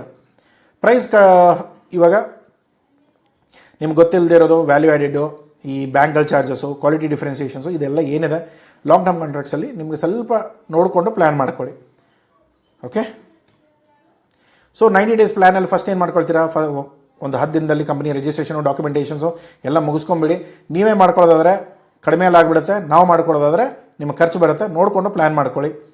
ಸಪ್ಲೈಯರ್ನ ಐಡೆಂಟಿಫೈ ಮಾಡ್ಕೊಳ್ಳಿ, ಅವರು ಏನಿದ್ದಾರೆ, ಏನು, ಹೇಗೆ, ಹೋಗ್ಬಿಟ್ಟು ಭೇಟಿಯಾಗಿ ಬನ್ನಿ. ಯಾಕಂದರೆ ಅವ್ರು ನಂಬ್ಕೊಂಡು ನೀವು ದುಡ್ಡು ಕೊಡ್ತೀರಾ. ಯಾಕಂದರೆ ಟೋಪಿ ಹಾಕೋ ಜನ ತುಂಬ ಇದ್ದಾರೆ. ಮ್ಯಾನುಫ್ಯಾಕ್ಚರ್ ಅಂತ ಹೇಳ್ತಾರೆ, ಫ್ಯಾಕ್ಟ್ರಿ ಅಲ್ಲಿದೆ ಇಲ್ಲಿದೆ ಅಂತ ಹೇಳ್ತಾರೆ, ಫ್ಯಾಕ್ಟ್ರಿನೂ ಇರಲ್ಲ, ಪಕ್ಷಿನೂ ಇರಲ್ಲ, ಏನೂ ಇರಲ್ಲ. ಲಾಸ್ಟಿಗೆ ನಿಮ್ಮ ದುಡ್ಡು ತೊಗೊಂಡು ಓಡೋಗೋ ಜನ ತುಂಬ ಇರ್ತಾರೆ. ಮಾರ್ಕೆಟ್ ರಿಸರ್ಚು, ಯಾವ ಮಾರ್ಕೆಟಲ್ಲಿ ನಾವು ಮಾರಬೇಕು, ಏನು ಪ್ರೈಸ್ ಇದೆ, ಏನು ರೂಲ್ಸ್ ಆ್ಯಂಡ್ ರೆಗ್ಯುಲೇಷನ್ಸ್ ಇದೆ, ಒಳ್ಳೆ ಪ್ರಾಡಕ್ಟ್ ಇರ್ಬೋದು, ಆ ಸರ್ಟಿಫಿಕೇಷನ್ಗಳನ್ನ ಮಾಡಿಸ್ಕೊಳ್ಳೋಕೆ 50 ಲಕ್ಷ ಖರ್ಚಾಗುತ್ತೆ. ಅವಾಗೇನು ಮಾಡ್ತೀರಾ? ನನ್ನ ಹತ್ರ ಇರೋದೇ 20 ಲಕ್ಷ, 50 ಲಕ್ಷ ಸರ್ಟಿಫಿಕೇಟ್ ತೊಗೊಂಡು ನಾನೇನು ಮಾಡಲಿ? ಮ್ಯಾನುಫ್ಯಾಕ್ಚರ್ ಹತ್ರ ಆ ಸರ್ಟಿಫಿಕೇಟ್ ಇಲ್ಲ. ಸೊ ಆ ಥರ ಇದ್ದಾಗ ಪ್ರಾಪರಾಗಿ ಮಾರ್ಕೆಟ್ ರಿಸರ್ಚ್ ಮಾಡಿಕೊಂಡು ನಿಮ್ಮ ಯೋಗ್ಯತೆ ಏನಿದೆ ನೋಡಿ. ಮಾಡೋಕ್ಕಾದ್ರೆ ಎಲ್ಲಾದರೂ ಮಾರ್ಕೋಬೋದು, ಬಟ್ ಆದರೆ ಏನಂದರೆ ಮಾರೋಕ್ಕೆ ಈ ಸರ್ಟಿಫಿಕೇಟ್ಸ್ಗಳೆಲ್ಲ ಬೇಕಾಗುತ್ತೆ. ಆ ಸರ್ಟಿಫಿಕೇಟ್ಸ್ಗಳು ಇಲ್ಲ, ನಿಮ್ಮ ಅಥರೈಸ್ಡ್ ಇಲ್ಲ ಅಂದರೆ ಆ ದೇಶಕ್ಕೆ ನಿಮ್ಮ ಪ್ರಾಡಕ್ಟ್ಗಳನ್ನ ಕಳ್ಸೋಕ್ಕೂ ಆಗಲ್ಲ. ಸೊ ಅಲ್ಲಿ ಪ್ರೈಸ್ ನೋಡ್ಕೊಳ್ಳೋದು, ಸರ್ಟಿಫಿಕೇಟ್ ನಿಮ್ಮ ಹತ್ರ ಇಂಡಿಯಾದ್ದು ಇಲ್ಲ ಅಂದಾಗ ಸೊ ಸಮಸ್ಯೆಗಳಾಗತ್ತೆ. ಸೊ ಅದಕ್ಕೆ ಯಾವ ಸರ್ಟಿಫಿಕೇಟ್ ಬೇಕೋ, ಯಾವ ಮಾರ್ಕೆಟಿಗೆ ಬೇಕೋ ಅದನ್ನು ಅರ್ಥ ಮಾಡ್ಕೊಳ್ಳಿ. ಬಾಯರ್ಸ್ಗಳನ್ನ ಅದರ ಅನುಕೂಲವಾಗಿ ಪ್ರಾಡಕ್ಟ್ಸ್ಗಳನ್ನ ನೋಡ್ಕೊಳ್ಳಿ. ನನ್ನ ಹತ್ರ US ಸರ್ಟಿಫಿಕೇಟ್ ಇದೆ, ನಾನು ಹೋಗ್ಬಿಟ್ಟು ಆಸ್ಟ್ರೇಲಿಯಾದ ಹುಡುಕ್ತೇನೆ, ಆಸ್ಟ್ರೇಲಿಯಾ ಸರ್ಟಿಫಿಕೇಟ್ ಬೇರೆ ಇರುತ್ತೆ. ಸೊ ಆಸ್ಟ್ರೇಲಿಯಾದ ಸರ್ಟಿಫಿಕೇಟ್ ಏನು ಬೇಕು, ಅಲ್ಲಿ ರೂಲ್ಸ್ ಆ್ಯಂಡ್ ರೆಗ್ಯುಲೇಷನ್ಸ್ ಏನಿದೆ, ಅಲ್ಲಿ ಯಾವ ಲೇಬಲಿಂಗ್ ಇದೆ, ಅಲ್ಲಿ ಏನು ಪ್ಯಾಕೇಜಿಂಗ್ ಯಾವ ಥರ ಬೇಕಾಗುತ್ತೆ, ಅದನ್ನೆಲ್ಲ ನೋಡಿಕೊಂಡು ಅರ್ಥ ಮಾಡಿಕೊಂಡು ಮುಂದೆ ಪ್ರೊಸೆಸ್ ಮಾಡಬೇಕಾಗತ್ತೆ. ಓಕೆನಾ? ಸೊ ಅದರ ಅನುಕೂಲವಾಗಿ ಬಾಯರ್ಸ್ಗಳನ್ನ B2B ಪೋರ್ಟಲ್ಸ್ ಆಗಿರ್ಬೋದು, ಇಮೇಲ್ ಆಗಿರ್ಬೋದು, ಲಿಂಕ್ಡ್ಇನ್ ಆಗಿರ್ಬೋದು, ಎಲ್ಲದರಲ್ಲೂ ಸಿಗ್ತಾರೆ ಜನ. ಹುಡುಕಿ, ಕೇಳಿ, ಮಾತಾಡಿ. ಬರೀ ಸಿಗ್ತಾರೆ ಅಂದ್ರೆ ನಾನು ಹಾಯ್ ಅಂದ್ಬಿಟ್ರೆ ಅವ್ರು ಹಲೋ ಅನ್ಬೇಕನ್ನೋ ಉತ್ತರ ಇಲ್ಲ. ಕೆಲವೊಂದು ಸರಿ ಅವ್ರು ನಿಮ್ಮ ಪ್ರೊಫೈಲ್ ಚೆಕ್ ಮಾಡಿದಾಗ ನೀವು ಏನೋ ವ್ಯಾಲ್ಯೂಬಲ್ ಅನಿಸಲಿಲ್ಲ ಅಂದರೆ ಅವ್ರು ಆಟೋಮೆಟಿಕ್ಲಿ ರಿಜೆಕ್ಟ್ ಕೂಡ ಮಾಡ್ತಾರೆ. ಓಕೆನಾ? ಟ್ರಯಲ್ ಆರ್ಡರ್ಸ್ ನೋಡಿ, ಸ್ಯಾಂಪಲ್ಗಳನ್ನ ಕಳಿಸಿ. ದೊಡ್ಡ ಆರ್ಡರ್ನ ಫಸ್ಟ್ಗೆ ಕೇಳೋಕ್ಕೆ ಹೋಗಬೇಡಿ. ಸರ್ ನನಗೆ ಮಿನಿಮಮ್ ಒಂದು ಕಂಟೈನರ್ ಆರ್ಡರ್ ಬೇಕು, ಚಿಕ್ಕದಾಗಿ ಶಿಪ್ಮೆಂಟ್ ಮಾಡಿ, ಒಂದು ಏರ್ ಶಿಪ್ಮೆಂಟ್ ಕಳಿಸಿ ನೋಡಿ, ಸರ್ಟಿಫಿಕೇಟ್ಗಳನ್ನ ಕಳಿಸಿ ನೋಡಿ. ಅದಾದಮೇಲೆ ಆರ್ಡರ್ ಕೇಳಿ. ಫಸ್ಟು ನಂಬಿಕೆ ತೊಗೊಳ್ಳೋದು ಒಂದು ತುಂಬ ಕಾಸ್ಟ್ಲಿ ಕೆಲಸ. ಸೊ ಹಾಗಾಗಿ ನೋಡ್ಕೊಳ್ಳಿ ಅದನ್ನೆಲ್ಲ. ಅದಾದಮೇಲೆ ಕಂಪನಿನ ಬೆಳೆಸ್ಕೊಂಡು ಒಳ್ಳೆ ಕೆಲಸ ಮಾಡ್ಕೊಂಡು ಹೋಗಿ ಆರಾಮಾಗಿ ನಿಮಗೆ ಒಂದು 16ರಿಂದ 31 ಲಕ್ಷ ಬೇಕಾಗುತ್ತೆ. ಟ್ರೇಡರು, ಮ್ಯಾನುಫ್ಯಾಕ್ಚರರ್ಸು ಏನಿದೆ ಅದನ್ನು ನೋಡ್ಕೊಳ್ಳಿ. ಒಂದು ಅಂದಾಜಲ್ಲಿ ಒಂದು ರೆವೆನ್ಯೂ ಒಂದು 3-4 ತಿಂಗಳಲ್ಲಿ ತೆಗಿಬೋದು. ಅದೇ ನೀವೇನಾದರೂ ಮರ್ಚೆಂಟ್ ಟ್ರೇಡರ್ಸ್ ಆದರೆ ಆಲ್ಮೋಸ್ಟ್ ಒಂದು 3ರಿಂದ 4 ತಿಂಗಳಲ್ಲಿ ನಿಮ್ಮ ಖರ್ಚುಗಳನ್ನ ನೀವು ಆಚೆ ತೊಗೊಳ್ತೀರ. ಸೊ ರೆಕಮೆಂಡೇಷನ್ ಏನು? GCC ಮಾರ್ಕೆಟಿಂದ ಸ್ಟಾರ್ಟ್ ಮಾಡ್ಕೊಳ್ಳಿ. ಸರ್ಟಿಫಿಕೇಟ್ ಒಳ್ಳೆ ತಲೆನೋವುಗಳಿಲ್ಲ, ಕಡಿಮೆ ರೇಟಲ್ಲಿ ಸ್ಟಾರ್ಟ್ ಆಗುತ್ತೆ, ನೋಡಿಕೊಂಡು ಮುಂದೆ ಬೆಳೆಸ್ಕೊಂಡು ಹೋಗ್ಬೋದು. ಪೌಡರ್ಸ್ಗಳಲ್ಲಿ ನೋಡ್ಕೊಳ್ಳಿ. ಯಾಕೆಂದರೆ ವ್ಯಾಲ್ಯೂ ಆ್ಯಡಿಂಗ್ ಇತ್ತು ಅಂದರೆ ಒಳ್ಳೆ ಮಾರ್ಜಿನ್ ಇದೆ, ತುಂಬ ಟೈಮಿಗೆ ಬದುಕೊಳ್ತೀರಾ, ಅಡ್ವಾನ್ಸ್ ಪೇಮೆಂಟ್ ಬರುತ್ತೆ. ಟೇಬಲ್ ಎಗ್ಸ್ ಎಲ್ಲರೂ ಕೂಡ ಫ್ರೀಯಾಗಿ ಕಳಿಸ್ತಾ ಇದ್ದಾರೆ, ನೀವು ಫ್ರೀಯಾಗಿ ಕಳಿಸಿ, ಪೇಮೆಂಟ್ ಬಂದಾಗ ಬರುತ್ತೆ. ಓಕೆನಾ? ಫ್ರೀ ಟ್ರೇಡ್ ಅಗ್ರಿಮೆಂಟ್ಸ್ ಎಲ್ಲೆಲ್ಲಿದೆ, ಬರೀ ಯುರೋಪಿಯನ್ ಯೂನಿಯನ್ ಅಲ್ಲ, ಎಲ್ಲೆಲ್ಲಿದೆ ಅಲ್ಲೆಲ್ಲ ನೋಡ್ಕೊಳ್ಳಿ. ಸೊ ಯಾಕೆಂದರೆ 70% ಇರೋದು 0% ಆಗುತ್ತೆ ಅಂದರೆ ಆಬ್ವಿಯಸ್ಲಿ ಒಳ್ಳೆ ಬೆನಿಫಿಟ್. ಬಟ್ ಆದರೆ ನೋಡ್ಕೊಳ್ಳಿ, ಬೇರೆ ಮಾರ್ಕೆಟ್ಗಳನ್ನು ಕೂಡ ಚೆಕ್ ಮಾಡ್ಕೊಳ್ಳಿ. ಓಕೆನಾ? ಬಿಲ್ಡಿಂಗ್ ಸರ್ಟಿಫಿಕೇಟ್ ಪ್ರೊಫೈಲ್ಸ್ ಏನಿದೆ ಅದನ್ನೆಲ್ಲ ಪ್ರಾಪರ್ಲಿ ನೋಡ್ಕೊಳ್ಳಿ. ಯಾವ್ಯಾವ ದೇಶದಲ್ಲಿ ಯಾವ್ಯಾವ ಸರ್ಟಿಫಿಕೇಟ್ ಬೇಕು, ಯಾವ ಮಾರ್ಕೆಟಿಗೆ ನಾನು ಎಂಟರ್ ಮಾಡಬೇಕು ಅಂದ್ಕೊಂಡಿದ್ದೇನೆ ಅದನ್ನು ನೋಡಿಕೊಂಡು ಪ್ಲ್ಯಾನ್ ಮಾಡ್ಕೊಳ್ಳಿ. ಇಲ್ಲದೆ ಹೋದರೆ ಸಮಸ್ಯೆಗಳಾಗುತ್ತೆ. ಓಕೆನಾ? ಎಕ್ಸ್ಪೋರ್ಟ್ ವ್ಯಾಲ್ಯೂ ಆ್ಯಡಿಂಗು, ಇದರಲ್ಲಿ ಏನೋ ವ್ಯಾಲ್ಯೂ ಮಾಡ್ಬೋದು. ಪೌಡರ್ ಇರ್ಬೋದು, ಎಗ್ ಇರ್ಬೋದು, ಎನ್ಸೈಮ್ಸ್ ಇರ್ಬೋದು, ಮಿಕ್ಸಿಂಗ್ ಇರ್ಬೋದು, ಬೇಕರಿಗೆ ಇರ್ಬೋದು, ಏನೇ ಇದ್ದರೂ ಕೂಡ ಪ್ರಾಪರಾಗಿ ಯಾವ ಇಂಡಸ್ಟ್ರಿ ಬೇಕು ಏನು ನೋಡ್ಕೊಳ್ಳಿ, ಪ್ಲ್ಯಾನ್ ಮಾಡ್ಕೊಳ್ಳಿ. ಸೊ JB ಎಕ್ಸ್ಪರ್ಟ್ಸ್ ಕಡೆಯಿಂದ ಏನಾದರೂ ಸಪೋರ್ಟ್ ಬೇಕಾ, ನನ್ನ ಕಡೆಯಿಂದ ಪರ್ಸನಲಿ ಸಪೋರ್ಟ್ ಬೇಕಾ, ಕನ್ಸಲ್ಟೇಷನ್ ಪ್ಲ್ಯಾನ್ ಇಂದ ಸ್ಟಾರ್ಟ್ ಆಗುತ್ತೆ. ನಿಮ್ಗೆ ಏನೇ ಬೇಕಾದರೂ ಕೂಡ ಡಿಸ್ಕಸ್ ಮಾಡಿ ಪ್ಲ್ಯಾನ್ ಮಾಡಿಕೊಂಡು ನೀವು ಮುಂದುವರಿಬೋದು. ಇಲ್ಲ ಅಂದರೆ ಕಂಪ್ಲೀಟ್ ಮಾರ್ಕೆಟ್ ರಿಸರ್ಚ್ ರಿಪೋರ್ಟ್ ಇದೆ, ಅದನ್ನು ಕೂಡ ನೀವು ನೋಡ್ಕೊಳ್ಬೋದು. ಸೊ ಕನ್ಸಲ್ಟೇಷನ್ ಚಾರ್ಜಸ್ ಬಂದು 7,670 ಇನ್ಕ್ಲೂಡಿಂಗ್ GST. ಇದು ನಿಮ್ಮ 12 months training hand holding program ಇದೆ. ನಿಮಗೇನಾದ್ರು ಕಲ್ತ್ಕೊಂಡು ಮಾಡೋದಿದೆ ಕಲ್ತ್ಕೊಂಡು ಮಾಡಿ. ಇಲ್ಲ ಸರ್ ಎಲ್ಲ ನೀವೇ ಮ್ಯಾನೇಜ್ ಮಾಡ್ಕೊಳ್ಳಿ ಅಂದರೂ ಕೂಡ ಪ್ಲ್ಯಾನ್ಸ್ ಅವೈಲೇಬಲ್ ಇದೆ. ಸರ್ ನೀವು 20 ಲಕ್ಷ ಇದು ಪ್ರಾಡಕ್ಟ್ಗೆ ಅಂದರೆ ಇಲ್ಲಿ ನೋಡಿದ್ರೆ 30 ಲಕ್ಷ ನಿಮಗೆ ಕೊಡಬೇಕಂದ್ರೆ ಸೊ ಎಲ್ಲವೂ ಕೂಡ ಒಂದೇ ಸರಿ ಕೊಡೋದಿರಲ್ಲ. ಬಟ್ ಆದರೆ ಏನು ಅಂತಂದರೆ ನೀವು ಕೆಲಸ ಮಾಡಬೇಕಾದಾಗ ನಿಮ್ಮ ಮಾರ್ಕೆಟಿಂಗ್ ಕಾಸ್ಟ್ಗಳನ್ನ ನಾನು ಎಲ್ಲೂ ಇನ್ಕ್ಲೂಡ್ ಮಾಡಿಲ್ಲ. ನಾನು ಹೇಳ್ತಾ ಇರೋದು 20ರಿಂದ 30 ಲಕ್ಷ ನಿಮ್ಮ ಪ್ರಾಡಕ್ಟ್ ಪ್ರೊಕ್ಯೂರ್ಮೆಂಟಿಗೆ. Marketing cost, export team, compliance, legalities, ಪ್ರತಿಯೊಂದು ಲಾಜಿಸ್ಟಿಕ್ ಟೀಮು, ಮಾರ್ಕೆಟಿಂಗ್ ಎಕ್ಸ್ಪೆಂಡಿಚರ್ಸು, ಇದನ್ನೆಲ್ಲ ಸೇರಿಸ್ಕೊಂಡು ಅದು ಕೂಡ 24 ತಿಂಗಳದ್ದು ಪ್ಲ್ಯಾನ್ ಅದು. ಓಕೆನಾ? ಸೊ ಅಂದರೆ ನೀವು ತಿಂಗಳಿಗೆ 1 ಲಕ್ಷದ ಖರ್ಚು ಬೀಳುತ್ತೆ 2 ವರ್ಷದ ಪ್ಲ್ಯಾನಲ್ಲಿ. ಸೊ ಅದನ್ನು ನೋಡಿಕೊಂಡು ಪ್ಲ್ಯಾನ್ ಮಾಡ್ಕೊಳ್ಳಿ. ಯಾಕೆಂದರೆ ಇವತ್ತಿನ ಟೈಮಲ್ಲಿ ನೀವು 1 ಲಕ್ಷಕ್ಕೆ ನಿಮಗೆ ಕರೆಕ್ಟಾಗಿ ಎಕ್ಸ್ಪೋರ್ಟ್ ಮ್ಯಾನೇಜರ್ ಸಿಗಲ್ಲ. ಅದರಲ್ಲಿ ನಾವು ಕಂಪ್ಲೀಟ್ ಟೀಮ್ ಕೊಡ್ತಾ ಇದ್ದೇವೆ. ಸೊ ಅದರಲ್ಲಿ 19 ಲ್ಯಾಂಗ್ವೇಜ್, ಇಂಟರ್ನ್ಯಾಷನಲ್ ಲ್ಯಾಂಗ್ವೇಜ್ ಇರ್ಬೋದು, ಇಂಟರ್ನ್ಯಾಷನಲ್ ಕಾಲಿಂಗ್ ಇರ್ಬೋದು, ಇಮೇಲ್ ಇರ್ಬೋದು, ಸೋಷಿಯಲ್ ಮೀಡಿಯಾ ಇರ್ಬೋದು, ವೆಬ್ಸೈಟ್ಸ್ ಇರ್ಬೋದು, ಎಲ್ಲವೂ ಕೂಡ ಇನ್ಕ್ಲೂಡೆಡ್ ಇದೆ. ನೀವು ಪ್ರಾಡಕ್ಟು, ಕ್ವಾಲಿಟಿ, ಸರ್ಟಿಫಿಕೇಷನ್ನು, ಪ್ಯಾಕೇಜಿಂಗು, ಲೇಬ್ಲಿಂಗ್ ಇಷ್ಟು ನೋಡ್ಕೊಳ್ಳಿ. ಮುಂದೆ ಏನೆಲ್ಲ ಬರುತ್ತೆ ಅದನ್ನೆಲ್ಲ ನಾವೇ ನೋಡ್ಕೊಳ್ತೇವೆ. ಲಾಜಿಸ್ಟಿಕ್ ಆಗಿರ್ಬೋದು, ಪೇಮೆಂಟ್ ಆಗಿರ್ಬೋದು, ಬಾಯರ್ ಕ್ರೆಡಿಬಿಲಿಟಿ ಆಗಿರ್ಬೋದು, ನಿಮ್ಮ ದುಡ್ಡು ಎಲ್ಲೂ ಸಿಗಾಕೊಳ್ಳದೆ ಎಲ್ಲ ಪೇಮೆಂಟ್ ನಿಮ್ಮ ಅಕೌಂಟಿಗೆ ಬರೋ ಥರ ಮಾಡೋದು ಎಲ್ಲವೂ ಕೂಡ ನಿಮ್ಮ ಕಂಪನಿ ಹೆಸರಲ್ಲೇ ಆಗುತ್ತೆ, ಯಾವುದೂ ನಮ್ಮ ಕಂಪನಿ ಹೆಸರಲ್ಲಿ ಆಗಲ್ಲ. ಸೊ ಅದು ಎಕ್ಸಿಕ್ಯೂಷನ್ ಪ್ಲ್ಯಾನ್ ಇದೆ. ತುಂಬ ಜನಕ್ಕೆ ಏನೋ ಅಂತಂದರೆ ಇವತ್ತಿನ ಟೈಮಲ್ಲಿ ಇಂಡಿಯಾದಲ್ಲಿ ಯಾವ ಥರ ಅಂದರೆ ಬಾಬಾಗಳು ತುಂಬ ಫೇಮಸ್ ಇದ್ದಾರೆ ಸ್ಯಾಂಟಿಸ್ಗಿಂತನೂ. ಸಮಸ್ಯೆ ಎಲ್ಲಿ ಬರುತ್ತೆ ಅಂತಂದರೆ, ಸರ್ ಇವಾಗ ಏನೋ ಲಾಟ್ರಿದಲ್ಲಿ ಏನೋ ರಸ್ತೆಯಲ್ಲಿ ಹೋಗ್ಬೇಕಾದಾಗ ಒಂದು $100 ಸಿಕ್ಬಿಟ್ಟಿರುತ್ತೆ ಸರ್. ಅದು ಏನೋ $100 ಸಿಕ್ಬಿಟ್ಟಿದೆ ಅಂದರೆ ಪ್ರತಿದಿನ ಅದೇ ರೋಡಲ್ಲಿ ಹೋದಾಗ ನಮಗೆ $100 ಸಿಗಲ್ಲ. ಕೆಲವೊಬ್ರಿಗೆ ಏನಾಗ್ಬಿಡುತ್ತೆ, ಬಾಯರ್ಗಳು ಸಿಕ್ಬಿಟ್ಟಿದ್ದಾರೆ, ಒಂದೇನೋ ಆಕ್ಸಿಡೆಂಟ್ಲಿ ಒಬ್ಬರು ಸಿಕ್ಕಿದ್ದಾರೆ ಅಂದ್ಬಿಟ್ರೆ, ಸರ್ ಸಿಗುತ್ತೆ ಬಿಡಿ ಸರ್, ಆರಾಮಾಗಿ ಆಗಿಬಿಡುತ್ತೆ. ಸೈನ್ಸು ಅದ್ರ ಹಿಂದೆ ಇನ್ನೊಂದು ಬಾಯರ್ನ ಹುಡುಕಬೇಕು, ಇನ್ನೊಂದು $100 ಅದೇ ಥರ ಹುಡುಕ್ಬೇಕಂದ್ರೆ ಅವ್ರ ಹತ್ರ ಲಾಜಿಕ್ ಇಲ್ಲ. ಏನೋ ಸಿಕ್ಕಿದೆ ಅವತ್ತು ಅದೇ ಥರ ಸಿಗುತ್ತೆ ಅನ್ನೋದು ಒಂದಿರುತ್ತೆ. ಅದನ್ನೇ ನೀವು ಬಿಲೀವ್ ಮಾಡಿಕೊಂಡು ಅದೇ ಥರ ಕೆಲಸ ಮಾಡಿದ್ರೆ ನೀವು ಬೆಳೆದು ಬಂದ ರೀತಿ ಇರುತ್ತೆ, ನೀವು ಮಾಡೋ ಯೋಚನೆ ಇರುತ್ತೆ, ಅದರಲ್ಲಿ ಯಾವುದೇ ಥರದ ಅಭ್ಯಂತರ ಇಲ್ಲ. ನಿಮ್ಮ ಮೈಂಡ್ಸೆಟ್ ಮ್ಯಾಚ್ ಆಗಲ್ಲ ಅಂದರೆ ಸಮಸ್ಯೆ ಇಲ್ಲ. ನಿಮ್ಗೆ ಒಳ್ಳೇದಾಗಲಿ, ನಿಮ್ಗೆ ಯಾವ ಥರ ಸರಿ ಅನಿಸುತ್ತೋ ಆ ಥರ ಮಾಡ್ಕೊಂಡು ಹೋಗಿ. ನಮ್ಮ ಕಡೆಯಿಂದ ಸಪೋರ್ಟ್ ಬೇಕಾ, ಕನ್ಸಲ್ಟೇಷನ್ ಬುಕ್ ಮಾಡ್ಕೊಳ್ಳಿ, ಅರ್ಥ ಮಾಡ್ಕೊಳ್ಳಿ, ತಿಳ್ಕೊಂಡು ಕೆಲಸ ಮಾಡಿ. ಇಲ್ಲ ಕಲಿಬೇಕು ಸರ್, ಇದು ನಿಮ್ಮ 30 ಲಕ್ಷ ಎಲ್ಲ ನಮ್ಮ ಕೈಲಿ ಆಗಲ್ಲ ಸರ್, ನನಗೆ ಕಲಿಯೋದಿದೆ, ಕಲಿಸ್ಕೊಡಿ, ನಾನು ಎಲ್ಲೆಲ್ಲಿ ತಪ್ಪು ಮಾಡ್ಬೋದು ಅದನ್ನೆಲ್ಲ ಹೇಳ್ಕೊಡಿ, ಎಲ್ಲ ನಾನೇ ಮಾಡ್ಕೊಳ್ತೇನೆ, ಕಡಿಮೆ ಪ್ಲ್ಯಾನು 12 ಮಂತ್ಸ್ ಪ್ಲ್ಯಾನ್ ಇದೆ. ಇಲ್ಲ ಸರ್ ಎಲ್ಲ ನೀವೇ ಮಾಡ್ಕೊಳ್ಳಿ ನನಗೆ. ಯಾಕಂದರೆ ನಾನು ತುಂಬ ಸರಿ ಕನ್ಸಲ್ಟ್ ಮಾಡುವಾಗ ಜನ ನಮಗೆ ಹೇಳೋ ರೀತಿ ಯಾವ ಥರ ಇದೆ ಅಂದರೆ, ನಾನು ಇದಕ್ಕಿಂತ ಮುಂಚೆನೂ ಒಂದು 2-3 ಕಂಪನಿ ಸ್ಟಾರ್ಟ್ ಮಾಡಿದ್ದೆ ಸರ್, ಎಲ್ಲ ಮುಳುಗೋಯ್ತು. ಅದು ನಮ್ಮ ಜೊತೆ ಸೈನಪ್ ಆಗಿ ನಾವು ಅವರಿಗೆ ಡಾಕ್ಯುಮೆಂಟ್ ಕಳಿಸೋದು, ಇದನ್ನೆಲ್ಲ ಮುಂಚೆ ಮಾಡ್ಕೊಳ್ಳಿ, ಇದು ಮಾಡದೆ ಹೋದಾಗ ಇದೆಲ್ಲ ಆಗುತ್ತೆ, ಇದನ್ನೆಲ್ಲ ಗೈಡ್ ಮಾಡೋದ್ರಿಂದ ಏನಾಗ್ಬಿಡುತ್ತೆ ಅವರಿಗೆ, ಸರ್ ಇಷ್ಟೆಲ್ಲ ನಾನು ಮಾಡಿದರೆ ನನ್ನ 3 ಬಿಸ್ನೆಸ್ಗಳು ಮುಳುಗ್ತಾ ಇರಲಿಲ್ಲ, ಅದೆಲ್ಲ ಒಪ್ತೇವೆ. ಬಟ್ ಏನಾಗುತ್ತೆ ಅಂತಂದರೆ, ಈಗ ಆ ನೋವು ಗೊತ್ತಿರೋರಿಗೆ ಏನಾಗುತ್ತೆ, ಸರ್ ಬಿಸ್ನೆಸ್ ಸ್ಟಾರ್ಟ್ ಮಾಡೋ ಮುಂಚೆ ಸ್ವಲ್ಪ ಹೆಲ್ಪ್ ಮಾಡಿಬಿಡಿ, ನಾನು ದುಡ್ಡು ಮಾಡ್ಕೊಳ್ತೇನೆ. ಇಲ್ಲ ಅಂದರೆ ಹಾಕಿರೋ ದುಡ್ಡು ಎಲ್ಲ ಕಳ್ಕೊಂಡ್ಮೇಲೆ, ಸರ್ ನನಗೇನು ಮಾಡೋಕ್ಕಾಗಿಲ್ಲ, ಮತ್ತೆ ನನ್ನ ಜಾಬಿಗೆ ಹೋಗ್ಬಿಟ್ಟು ಬೇರೆ ಆಪ್ಷನ್ ಇಲ್ಲ ನನಗೆ ಅನ್ನೋ ಲೆಕ್ಕದಲ್ಲಿ ಬರ್ತಾರೆ. ಸೊ ಇದು ನೋವು ಇವಾಗ ಏನಾಗುತ್ತೆ ಗೊತ್ತಾ, ನಾನು ಇವಾಗ ವಾಲಂಟ್ರಿಲಿಯಾಗಿ ಹೇಳ್ತಾ ಇರೋದು, ನೀವೇನೋ ಇನ್ನೂ ಬಿಸ್ನೆಸ್ ಟ್ರೈ ಮಾಡದೇ ಇರ್ಬೋದು. ಇವಾಗ ನಾನು ವಾಲಂಟ್ರಿಲಿ ಹೇಳಿದಾಗ ಏನಾಗುತ್ತೆ, ಏನೋ ಹೇಳ್ತಾ ಇದ್ದಾರೆ, ಆದರೆ ನೀವು ದುಡ್ಡುಗಳನ್ನ ಕಳ್ಕೊಂಡ ಮೇಲೆ ನೀವು ಬರ್ತಿರಲ್ಲ, ಅವಾಗ ನಿಮ್ಗೆ ನೋವು ಗೊತ್ತಿರುತ್ತೆ. ಸೊ ಅವಾಗ ನಾವು ಹೇಳ್ತಾ ಇರೋದು ಕಂಪ್ಲೀಟ್ ವ್ಯಾಲ್ಯೂ ಅರ್ಥ ಆಗುತ್ತೆ. ಸೊ ಆ ಥರ ಮಾಡ್ಕೊಳ್ದೆ ನೀವು ಅಟ್ಲೀಸ್ಟ್ ಒಂದು ಕನ್ಸಲ್ಟೇಷನ್ ತೊಗೊಂಡು ಅರ್ಥ ಮಾಡಿಕೊಂಡು ಬಿಸ್ನೆಸ್ಸಿಗೆ ಬನ್ನಿ. ಇಲ್ಲದೆ ಹೋದರೆ ಯಾವ ಗಾಡಿ ನಿಮ್ಗೆ ಹೊಡೆಯೋಕ್ಕೆ ಬರಲ್ವೋ ಆ ಗಾಡಿಯನ್ನು ಟ್ರೈ ಮಾಡೋಕ್ಕೆ ಹೋದರೆ ಆಬ್ವಿಯಸ್ಲಿ ಆಕ್ಸಿಡೆಂಟ್ ಆಗೋದು ಗ್ಯಾರಂಟಿ. ಅದನ್ನು ತಲೆಯಲ್ಲಿ ಇಟ್ಕೊಳ್ಳಿ. ಓಕೆನಾ? ಈ ವಿಡಿಯೋ ಅರ್ಥ ಆಗಿದೆ ಅಂದ್ಕೊಳ್ತಾನೆ, ಎಲ್ಲವೂ ಡಿಸೈಡ್ ಮಾಡ್ತೀರಾ ಅಂದ್ಕೊಳ್ತಾನೆ. ಬರೀ ಎಗ್ ಆಯಿತು, ಮೊಟ್ಟೆ ಪ್ರಾಡಕ್ಟ್ ಆಯಿತು, ಅಥವಾ ಕೆಲವೊಬ್ರಿಗೆ ಇರುತ್ತೆ ಸರ್ ನಾನು ನಾನ್ ವೆಜ್ಜು ಈ ಲಿಕ್ಕರ್ ಬಿಸ್ನೆಸ್ಸಲ್ಲಿ ಇರಬಾರ್ದು, ಬೇರೆ ಏನಾದರೂ ಪ್ರಾಡಕ್ಟ್ ಹೇಳಿ, ಬೇರೆ ಬರೋ ವೀಡಿಯೋಸ್ಗಳಲ್ಲಿ ತಿಳಿಸ್ತೇನೆ, ಕನ್ನಡದಲ್ಲೇ ತಿಳಿಸ್ತೇನೆ, ಬೇರೆ ಇಂಗ್ಲೀಷ್ ಹಿಂದಿಯಲ್ಲೂ ಇದೆ, ಬೇಕಂದರೆ ಬೇರೆ ವೀಡಿಯೋಸ್ಗಳನ್ನ ನೋಡ್ತಾ ಇದ್ದರೆ ನೋಡಿ ಅರ್ಥ ಮಾಡ್ಕೊಳ್ಳಿ, ಅರ್ಥ ಆಗ್ತಾ ಇದ್ದರೆ. ಇಲ್ಲಾಂದರೆ ಕನ್ನಡದಲ್ಲೂ ಕೂಡ ಮಾಡ್ತೇನೆ, ಒಂದು ಸ್ವಲ್ಪ ದಿನ ಹಿಂದೆ ಮುಂದೆ ಆಗುತ್ತೆ ಅಷ್ಟೇ. ಈ ಮೊಟ್ಟೆ ವಿಡಿಯೋ ಕೂಡ ಇಂಗ್ಲೀಷಲ್ಲಿ ಹಿಂದಿಯಲ್ಲಿ ಆಲ್ರೆಡಿ ಇದೆ ನೋಡಿ. ಇದಕ್ಕೆ ಬೇಕಾಗಿರೋ ಡಾಕ್ಯುಮೆಂಟು, ರಿಸರ್ಚ್ ರಿಪೋರ್ಟು ಲಿಂಕ್ ಇರುತ್ತೆ ಡಿಸ್ಕ್ರಿಪ್ಷನಲ್ಲಿ, ಆ ರಿಪೋರ್ಟ್ ಕೂಡ ಡೌನ್ಲೋಡ್ ಮಾಡ್ಕೊಳ್ಬೋದು. ಯಾವ ರಿಪೋರ್ಟ್ ನಿಮ್ಗೆ ಏನಾದರೂ ಪ್ರಾಡಕ್ಟ್ ಸ್ಪೆಸಿಫಿಕ್ ಬೇಕು, ಸರ್ ಇದು ಕಂಪ್ಲೀಟ್ ಎಲ್ಲ ಪ್ರಾಡಕ್ಟ್ ಇದೆ, ನನಗೆ ಎಗ್ ಪ್ರಾಡಕ್ಟ್ ಬಗ್ಗೆ ಹೇಳಿ ಅಂದರೆ ಅದರದ್ದು ರಿಪೋರ್ಟ್ ಕೂಡ ಸಪ್ರೇಟಾಗಿ ಜನ್ರೇಟ್ ಆಗುತ್ತೆ. ಆಫೀಸ್ ನಂಬರ್ ಇದೆ, ಕಾಲ್ ಮಾಡಿ, ಇಮೇಲ್ ಮಾಡಿ, ಪ್ಲ್ಯಾನ್ ಮಾಡಿ. ನಾನು ಬೆಂಗಳೂರಲ್ಲಿ ಇರೋವರೆಗೂ ಬಂದು ಬೇಕಂದ್ರೆ ಭೇಟಿ ಆಗ್ಬೋದು. ಪ್ಲ್ಯಾನ್ ಮಾಡ್ಕೊಂಡು ನೀವು ಮುಂದಿನ ವಿಷಯಗಳನ್ನ ನೋಡ್ಕೊಳ್ಬೋದು. ಓಕೆನಾ? ಸಿಗೋಣ ಮುಂದಿನ ವೀಡಿಯೋದಲ್ಲಿ. ಈ ವಿಡಿಯೋ ಇಷ್ಟ ಆಗಿದ್ದರೆ ಲೈಕ್ ಮಾಡಿ, ಸಬ್ಸ್ಕ್ರೈಬ್ ಮಾಡಿ. ಅರ್ಥ ಆಗಿದೆ ಅಂದ್ಕೊಳ್ತೇನೆ. ಯಾವುದೇ ಥರದ ದಯಮಾಡಿ ಶಾರ್ಟ್ಕಟ್ಗಳನ್ನ ಯೂಸ್ ಮಾಡೋಕ್ಕೆ ಹೋಗಬೇಡಿ, ಯಾಕಂದ್ರೆ ವರ್ಕ್ ಆಗಲ್ಲ. ಏನೋ ಒಂದಿನ ನಡೆದಿರೋದು ಪ್ರತಿದಿನ ಮಾಡೋಕ್ಕಾಗಲ್ಲ. ಸೊ ನೋಡಿಕೊಂಡು ದುಡ್ಡು ಆಗ್ತಾ ಇದ್ದೀರಾ ಅಂದರೆ ಕರೆಕ್ಟಾಗಿ ನೋಡಿಕೊಂಡು ಎಲ್ಲ ಯೋಚನೆ ಮಾಡಿ ಬಿಸ್ನೆಸ್ಸಿಗೆ ಬನ್ನಿ. ಏನಾದರೂ ಸಪೋರ್ಟ್ ಬೇಕಾದರೆ ನಾವಿದ್ದೇವೆ. ಬಟ್ ಫ್ರೀಯಾಗಿ ಬೇಕು ಅಂದರೆ ಕಮೆಂಟ್ ಬಾಕ್ಸ್ ಇದೆ, ಕಮೆಂಟ್ ಬಾಕ್ಸಲ್ಲಿ ಕೇಳಿ. ಪೇಯ್ಡ್ ಬೇಕು ಅಂದರೆ ಆಫೀಸ್ ನಂಬರಿಗೆ ಕಾಲ್ ಮಾಡಿ, ಸಪೋರ್ಟ್ ಮಾಡ್ತೇವೆ. ಓಕೆ, ಸಿಗೋಣ ಮುಂದಿನ ವೀಡಿಯೋದಲ್ಲಿ. ಟಿಲ್ ದೆನ್ ಟೇಕ್ ಕೇರ್, ಬಾಯ್.